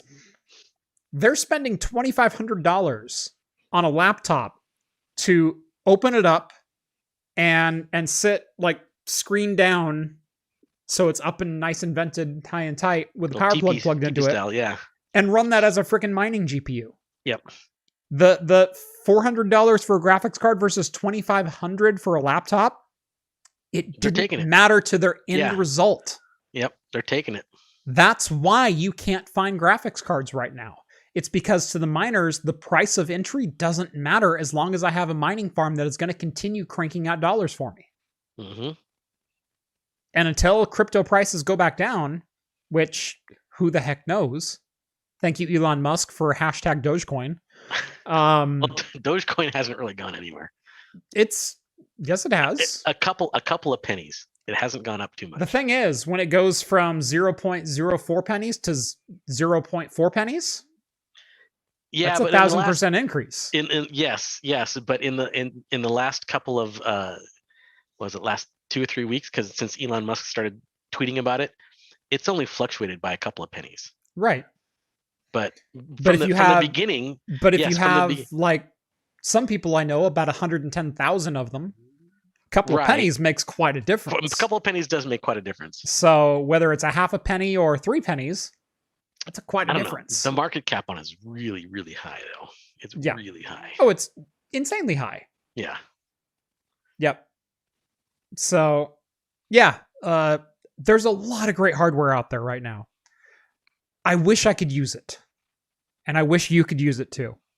And when I saw this coming, so I've seen this storm all the way back since I went full time, all the way back in July. I kind of saw availability issues possible. Now, obviously at that time, there were no releases of new generation cards, but I saw a little bit of like crypto's kind of going up, and it's going up at a pretty dramatic pace. And I thought we were well past the point where you could profitably mine with a graphics card Bitcoin. Apparently not. Apparently we're spending $2,500 for an RTX 3060 inside of a laptop to run in a mining farm. So apparently we're not past the point of profitability, let alone 4x profitability over the cost of the graphics card. Yeah, it's frustrating. It's really bad. And as I'm sorry, I can't say your name, but Dogecoin is currently at 7 cents. 7 cents, yeah. A couple of days ago, it was at 2 cents.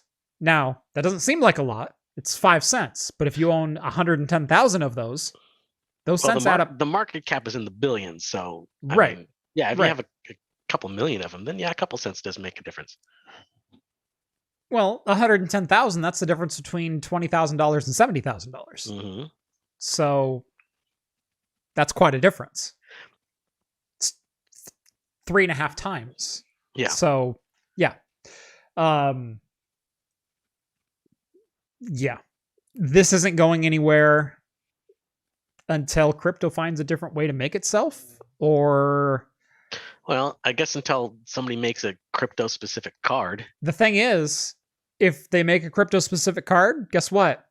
The existing cards can still mine crypto too. And so they'll buy all of the cards instead of just the crypto ones. Yeah. People tried. I have, right here, a Zotac crypto card. Yep. Because I've tried to figure out how I can use it and fight the crypto thing and give card. This new life. And I can't. And so I have 2 of these. I spent $90 on a pair of these. And this is a GTX 1060, so a GP106 GPU core with 3 gigs of RAM. I went, this would make a hell of an NVENC card. But they've disabled NVENC on the crypto mining cards. And if anyone out there has a Zotac standard ITX GTX 1060 3GB card, I want a BIOS dump from you because I want to apply that BIOS to this card. And I have versions of NVFlash that I shouldn't have access to, but I have them. And I really want to use them to see if I can flash this to a standard GTX 1060. Just to see if it would work. And see if I can put this into a Plex server and encode video with it for $40. Right. That's what I want to use this card for. Yeah, yeah. Not for mining. Just There's no video encoding. output. Do although encoding. I could solder, there's still solder pads because this is just a standard Zotac card without the pad soldered on. So I could solder my own DisplayPort and HDMI to this if I really wanted to get fine-tuned with it. But if someone has this Zotac card in a 1063 gig, please contact me. Please. Oh, there's somebody that says message me. I don't know how to message you, but seriously reach out to me, either the contact section on my YouTube page or go to... No, I need the 3 gig because these are 3 gigabyte cards. The 6 gig BIOS doesn't do me any good. But please, Kestrel says he has it. Excellent. Kestrel, dude, get a hold of me on Twitter. That's the easiest way to DM me. Just Craft Computing on Twitter. My DMs are open. Hit me up. I want that BIOS because I want to try applying it here. And Tech Power Up, the only versions of the BIOS they have are from the mining cards. Even though they've listed some of those as GTX 1063 gig, the only Zotac cards that have the BIOS from the GP106 is from the GP106 mining card. Yeah, Kestrel. A Kestrel. There we go. Message me. DM I want me. this content. Get me that BIOS. You already have a built-in people that want this content. Yeah.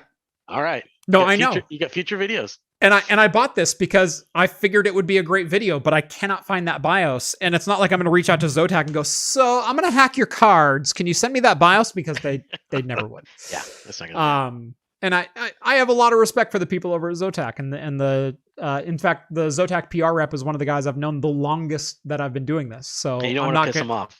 Yeah, I'm not going to piss them off just to get a hold of a BIOS, but I will piss them off by sourcing the BIOS myself. Those are two different things.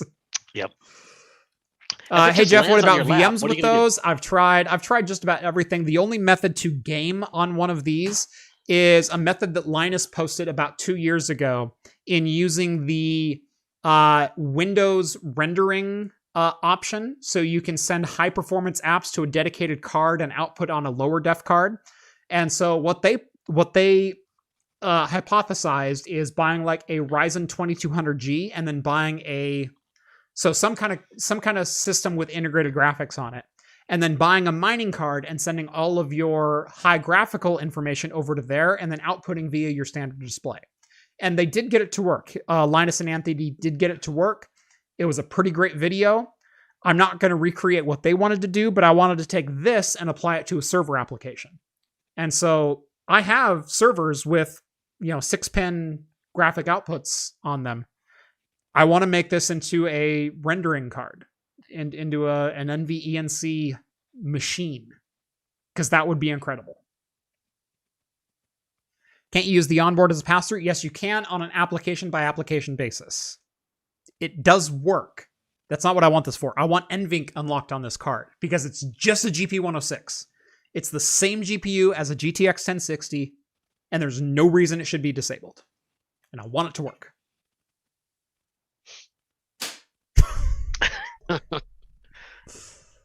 Dang it. Yeah. Well, we might have something. Yes. We might have something. We'll contact somebody. Yeah, so Kestrel. Hey, Kestrel. Bro. All right. So speaking of crypto, hey, we're rolling on the segues today. Yeah, I know. We just talked about it. That's crazy, right? Yep. Brian from Tech City, by the way, you spelled Brian wrong. He spells it with a Y. Has already done this and made a mining card work like a normal card. Same with Nexus Gaming. I've seen both of those videos, and I do know it's possible. How does a GTX 1060 do versus a P400 or a P600? I don't know. I'll let you know later. So, by the way, this is a P400. This is a P620. This is a P1000. I'll let you know. But I need that 1060 BIOS to do that test. To do that first, yes. So, give me the 1060 BIOS, and I will compare. Like, that's the thing that's been on my mind lately. I've owned this Zotac card for like 6 months, and it's sitting on top of my case to piss me off to the point where I will start stabbing people to get that BIOS. You start mugging people in downtown Salem. Right. Give me your BIOSes. Hey, put on a mask. Also, do you have a Zotac 1063 gig BIOS? I will stick you. I know you have it. Right. Going around like Batman. Where is it? Where is it? Yeah. Yep. So yeah, I have 4 of these Pascal-based Quadros sitting on my desk right now. Now the P1000 is for a different project, but I have 4 of these cards that I've bought over the last year or so. Kessler says he DM'd me. Perfect. Yeah, the world needs that 1060 BIOS. I know it does. And I've just waited for an opportunity, and I just happen to have it sitting here. So no, that's freaking awesome. And I have 2 of these cards, so even if you brick this one, I don't give a crap. I'm still good. Yeah. Anyway, speaking of cryptocurrency, Elon Musk has supposedly been warned by various teams of lawyers that he may face legal action and SEC inquiries if he continues tweeting about Bitcoin, which is really interesting because Bitcoin is not a regulated currency. It is not. It is outside of the scope of the SEC, which is kind of the whole point. Right. Exactly. What governing what regulatory industry? There is none. Can question the motives and the tweets of an unregulated currency? Yes. The answer is none.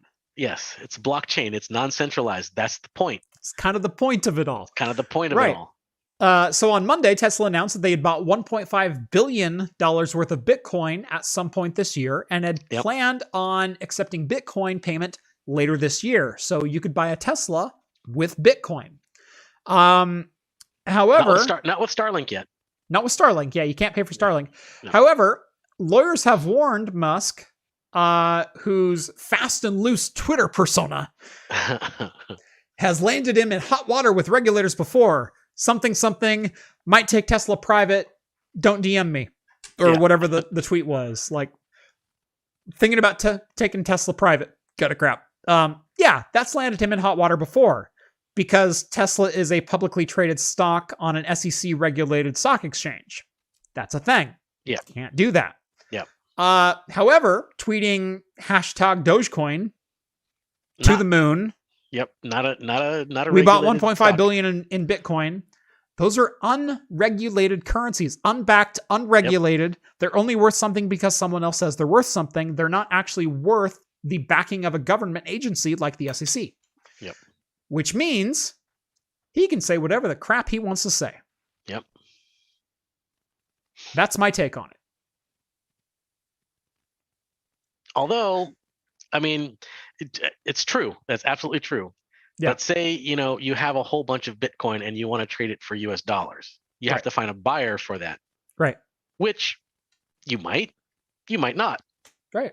So, but if you're dealing with strictly Bitcoin to Bitcoin, well, then you're fine. Right. So if the market starts drifting toward Bitcoin, like Elon Musk is saying, you want to buy a Tesla car with Bitcoin? Cool. We can do that. That might be why the FCC is freaking out more than anything. Because right now, if they own a bunch of Bitcoin and want to buy Tesla, they got to convert it to US dollars and then they got to buy it. Here's the question. How do you tax Bitcoin? You can't. Bingo. You have to convert it to income first. Right. Then you can tax it. Which Bitcoin, while it has a market value, is an unregulated form of currency, which means unless someone claims such and such as income or dividends or whatever else. Yeah. We're not financial experts. We're not lawyers. We're not lawyers. We're not doing anything. Right. But letter of the law, technically everything has value. But the SEC is what assigns value to various things. And so there are most of the items that I receive. So I'll say this as a tech reviewer, like taking like physical items that I receive. Most of the items that I receive for review They are quote unquote given to me, but they are technically not my property. Technically, probably 90% of the time, the company that sent them to me maintains ownership, which is why you don't see me selling graphics cards and CPUs and motherboards and crap like that. Well, I'd have to get CPUs first. But it's why you don't see me selling anything. Number one, I don't sell anything. I have a garage full of things that'll tell you that much. But number two, let's say EVGA gave me a GTX 1080 Ti. And let's say I reviewed that card, I fulfilled my end of the obligation, and then I sold that card. And then EVGA says, there's a problem with this card. We never want it seen in a video again. You need to return it. Right. Guess what? It is well within their right to do that. Yep, they could do that. That is reviewing 101. While I get to keep the product and use the product as I see fit, it's not my product. It's not mine. It belongs to EVGA or whoever sent it to me. You're basically their storage now. Right. I'm their storage. And the reason being is they don't want to pay the shipment to get it back because they're only making $50 on the video card anyway. So they're not going to pay $40 to send it to me and then $40 to get it back. But they're hoping that, you display it on the video and then but if I show it 3 times on a video, people are going to buy it and then they'll make more money off of that. Hey, what graphics card did he use in this video? Oh, I think I'll go get one of those. That's why we have graphics cards. That's why we get motherboards. That's why we get memory. That's why we get all these other things. So how do you tax Bitcoin? Yeah, if it's Bitcoin to Bitcoin, especially if you're paying for something directly with Bitcoin, if you bought Bitcoin, I mean, I guess, if you paid for it, if you made an exchange from US dollars to Bitcoin, you were technically taxed on that. Then the money beginning, but if the increase of Bitcoin at that point, the increase is not taxed. Depending on the state, I'm going to say depending on the state, only the receiving party would be billed the taxes on the income they received from selling Bitcoin. You can sell a product. So I'm just going to call Bitcoin a product at this point because it's not considered currency. The SEC doesn't see it as currency. And so I sold X amount of Bitcoin for $1 million. The recipient of that $1 million would need to claim $1 million in sales on whatever product and pay whatever taxes on that income. Yep. Then they have to pay taxes on that. Exactly. However, that amount of Bitcoin doesn't necessarily carry $1 million in value as far as the SEC goes. Right. As far as the IRS goes. So say, for instance, somebody started taking Bitcoin for, products. And how do you tax that? How do you tax that? You can't. You can't. It's an unregulated currency. Right. And that could be more why that they're jumping down his throat than anything else. Right. I bet it's more about a tax liability and dodging than anything else. Could be, yeah. You can't make products in America and then sell them for this monopoly money is probably what they're thinking. Exactly. Want to bet? Oh, yeah. I completely agree with you. We can do it like you bought Louisiana for beads and silk and a little tobacco. No, that wasn't Louisiana. That was Louisiana was $4.2 million. But yeah, that was you get the idea. That was the island of Manhattan. Manhattan was beads and stuff. Yeah. I'm sorry. I forgot which piece of the country we ripped off the Native Americans to buy for pennies. Oh, it was definitely Manhattan. Manhattan, yeah. We didn't even buy Oregon. We just took it from Russia. They weren't doing anything with it anyway. Right. They were going to annex for vodka production. I mean, well, you're still here, but I know. I came a little later, but whatever. That's true. For those who didn't know, Oregon, the largest population of Orthodox Russians in the world. Yeah. Even in Russia, we have a bigger population here. Yeah, we actually have there's some churches not too far from where I live that have the onion domes and everything like that. It looks like, little mini St. Petersburg or something like that. Right. There's at least 3 of them that I know of. Yeah. They're kind of cool looking. Yeah. Oh, they're beautiful buildings. Oh, yeah. And there's one in a neighborhood that you would not expect it to be. Oh, yeah, no. Driving down a country road and all of a sudden it's like, oh, there it is. When did we get to St. Petersburg? Yeah, I know. But can Tesla convert crypto into money? That's the thing. Yes. Yeah, yes, kind of. If they sold the crypto. if they sold the crypto, but then they'd be taxed at that point. If they don't sell the crypto for US currency, if they don't convert it into a taxable currency, does it have any value? It only has value to the people who have value. I'm not saying does it have any monetary value. I'm saying does it have any value? Does it have any taxable value? Yeah. That's the question. And that's what the SEC is wrestling. The IRS isn't taking taxes in Bitcoin. Right. Yet. If I accept money in euros, I can still be taxed that in the US dollar because there's a conversion rate and there's a whole thing where that's still a regulated currency and it's still income. That doesn't work with Bitcoin. It's not a regulated currency. Yeah, it's not tied to any nationality or anything like that. Right. There's no backing on it. No one gets paid in Bitcoin. Right. Well, maybe somebody gets paid in Bitcoin. I can trade a PC I built for, like, let's go full Craigslist. Let's say like Harley parts. So I trade this computer that's sitting next to me, which is a 2012 beautiful machine, like exemplary. I know what I got. Don't lowball me. And I say we'll trade for Mustang or Harley parts. And so I trade this machine straight across for, a 66 Mustang rear end and a set of rims. And those two things don't have any monetary value as far as the IRS is concerned. They're not regulated currencies. I don't pay taxes on that transaction. It's kind of the same thing with Bitcoin. Bitcoin's a product, not a currency. Yeah. So Tesla is accepting Model Ts as a trade-in and giving full value of a Tesla. That's a fair trade. Yeah. So, again, I am not a legal expert. I am not a financial expert. I am not providing legal advice or financial advice in any situation, and doing such would be a failing on your part. And we may, we may be completely wrong. They may. I've only dabbled in cryptocurrency, and I've never been asked to claim it in any way, shape, or form on anything. Right. So I don't know for sure. There may be someplace somewhere I have not seen on any tax form where you have to claim gains on cryptocurrency. Right. I haven't seen one.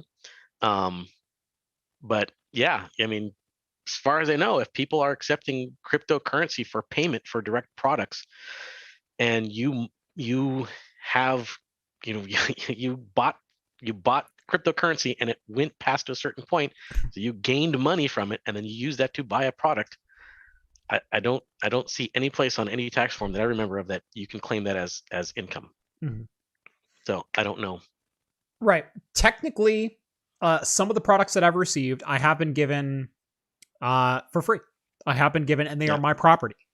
Now, again, no company is really ever going to come back and say, give us back this property.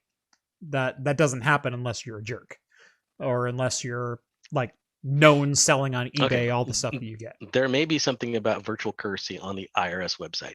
Okay. That I'm not aware of, which is it could very well be, because I mean, like I said, I've only dabbled in it. And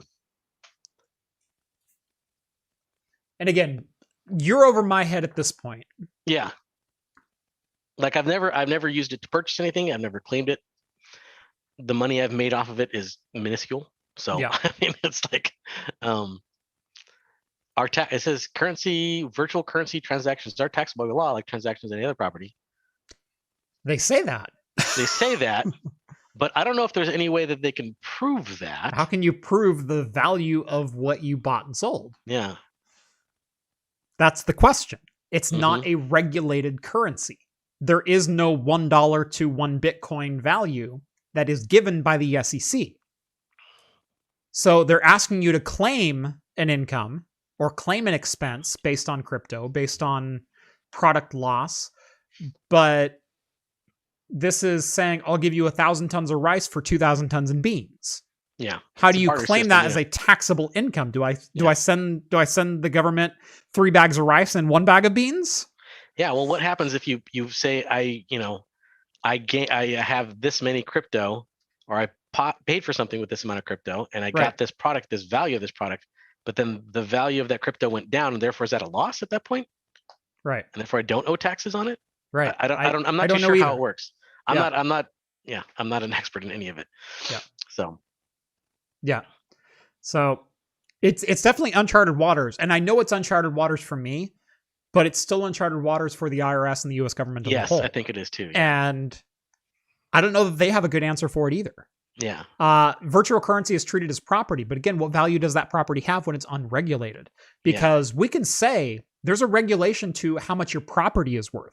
There's a regulation to how much your car is worth. There's a regulation to how much your assets are worth. Yeah. They don't tax you on assets. What's the value of your cryptocurrency? There is no value assigned to that by a government regulatory agency. It is an unregulated currency. And so any taxable income they're asking for sounds like Scout's honor, it's worth this much. Yeah. That's what it sounds like to me. Yeah, capital gain loss you just stated. Yeah. Yeah. Yep. All right. Again, I said all right, so we're moving on to another story. Oh my gosh, it's already. I know I've said it in between everyone, but are we gonna skip all the beer? We're stuff? skipping the beer news. Okay, we spent enough time on beer. It's 10:02. Rapid fire. We can even skip. Well, we can go through these last three ones really fast. We can't skip this one. Okay, that's fine. We can't skip this one. Okay, go ahead. The Super Bowl streaker is now in the Tecmo Bowl game. Oh yes, no, we can't skip that one. That one's awesome. We can't skip this one. Yeah, no, not that one. So we all saw him. We all know what company he was trying to advertise. It's the same bloke that's tried to bomb many a sporting event. Yep. Yeah. So the Super Bowl streaker is now, well, they've remixed him into a Tecmo Bowl character. Yes. They and it's hacked fantastic. the ROM and put him in there. Yes. Right. I love Tecmo Bowl. I used to play the heck out of that on the NES. Well, did you know that they actually remake or reskin Tecmo Bowl every single year? Oh, really? With updated rosters, updated teams, logos, colors, everything. I didn't know that. Oh, it's great. Yeah, no, there's a Tecmo Bowl 19, there's a Tecmo Bowl 20. I'll have to look into that. And they are fully playable. So if you have like an EverDrive for the NES, you can play it on the console. Oh, cool. So you can plug it back in. Or you can play it just in the regular emulators like Nesticle and things like that. Yeah. And they're great games. And they adjust the stats of each character too. That's cool. So yeah. Yeah, I think I heard that the banker did make, I think he had a bet or something like that where he made a bunch of money from it. Yeah. So it's kind of funny. Yeah, no. So the streaker apparently was paid by an adult film website entrepreneur, quote unquote, who's been known to do these kinds of things or known to pay for these kinds of things. So he was wearing looked like a unitard, a very slim cut unitard. Looks like I'm trying. It's a family friendly show. I'm trying my best here. Yeah. But yeah. And if you haven't heard it, the Kevin Harlan play-by-play radio broadcast is freaking amazing. Yep. Do yourself a favor. Kevin Harlan, Super Bowl streaker. Go Google it. It's good stuff. Yes. All right. Moving on. I promise I'm not trying to say all right in between every break, but I know I've done it between every news story tonight. I'm sorry. I got to come up with another transition word. It's just what I do. Steam has officially launched in China. In China. This is actually pretty big news. It is big news, especially big for Steam. Yes. I mean, it's a huge market for them. Market. Yeah. And they were peaking at record-breaking user levels before. The last 6 months, Steam has broken records month over month. Now with China coming on, it's going to the moon. Right. To the moon, they say. Hashtag Doge. Yeah, hashtag Doge to the moon. Yeah, they're Steam is going to the moon, basically, with this. Although not the full library. Not the full library. It's going to be approved by what's his face? By Winnie the Pooh himself. Winnie the Pooh, yes, by Winnie the Pooh. What? I'm not afraid to say that. I'm not big in China. Okay. Yeah, but basically, whatever they approve of is going to go on there, and so I guess the only place I have to go in Taiwan is we recognize them as a free country. So it says there's only 41 titles available at launch. Yes, so not a huge release, but as things get approved, it'll start trickling in. Yes. And this includes everything. So PUBG is already on the list of previously approved. So PUBG and Fortnite are both approved titles. And there's more coming in every day. Although Fortnite's not a Steam thing, it's an Epic thing. It's an Epic thing, but Tencent is a local developer for them. Tencent is the local developer. Okay, so right. they have it on and so they may be carrying Fortnite on Steam over in that region. Interesting. Yeah. Okay. So, yeah, it's a pretty big deal. It's a really big deal that Steam is now available in China. That's a huge player base. It's a huge market. Huge win for Valve. Yeah. And because of the console ban that's over there, the de facto console ban, where you can't buy a PlayStation or an Xbox, but you can buy a set-top PC, or a gaming PC. PC is the only gaming medium over there. Yep. And so getting a digital platform, a digital distribution platform like Steam, that's a big deal. Yep. And finally, in news I didn't expect to be talking about today. Yes, I know.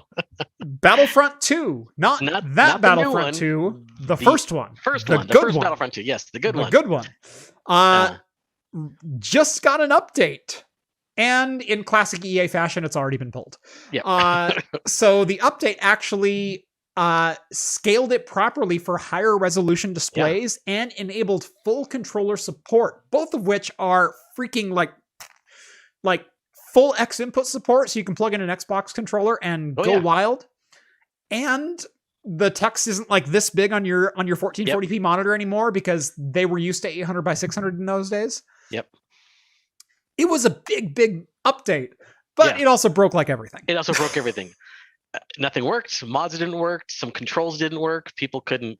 I think there's certain things that just absolutely. There were skill trees that were completely broken. There were campaigns that didn't start. There was crashing. There were items you couldn't access from the controller or from keyboard and mouse, because they as part of this, they also completely revamped the menu system. Yeah, and there's some things they couldn't even reach with the menu because the menu system was broken at that point. Right. So they revamped it for a controller, but it also broke it for the keyboard and mouse and the controller. Yeah. So yeah, it's a really ambitious update for a game that came out in 2005? Yes. 2005, 2006, something like that. Yeah. Yeah, but it's great to see old games getting some love like this, getting some modern supports that we've been used to and honestly taken advantage of for the last 10 years. Yeah. There's a number of games that I am full-fledged a controller gamer for these games. That includes pretty much any Rockstar title. If you give me a Red Dead Redemption or a GTA, I'm on a controller. Mm-hmm. Period. I'm half and half. Yeah, See, I'm totally half and half. Driving, I'll definitely be controller. Driving games. So if I don't have my full shooting, I want the mouse. Right. Yeah. If it's an FPS or most first-person games, I won't say all, but most first-person games, I want a mouse and keyboard.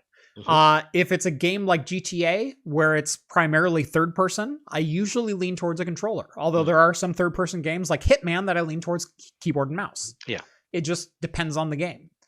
But seeing a game that is, at this point, 15, 16 years old. I know. It's ancient, right? And an EA game at that.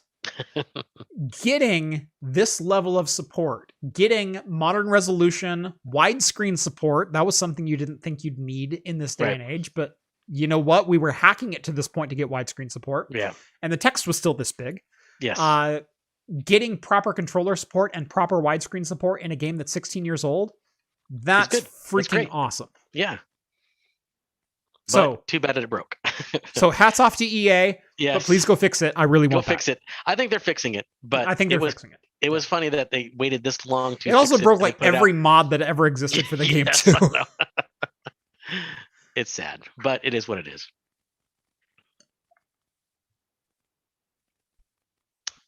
So we're 10 past the hour. Yes. I'm at the bottom of this beer. Me too. I am heavily disappointed in this one. That's like too I'm bad. drinking it. I'm actually not that disappointed with my lobster beer. I think it's pretty good. Yeah. I'm enjoying sipping it. Yeah. It still has a good sweet mapley flavor with a slightly salty finish, which I don't hate. That sounds wonderful, actually. It's not bad. It's pretty good.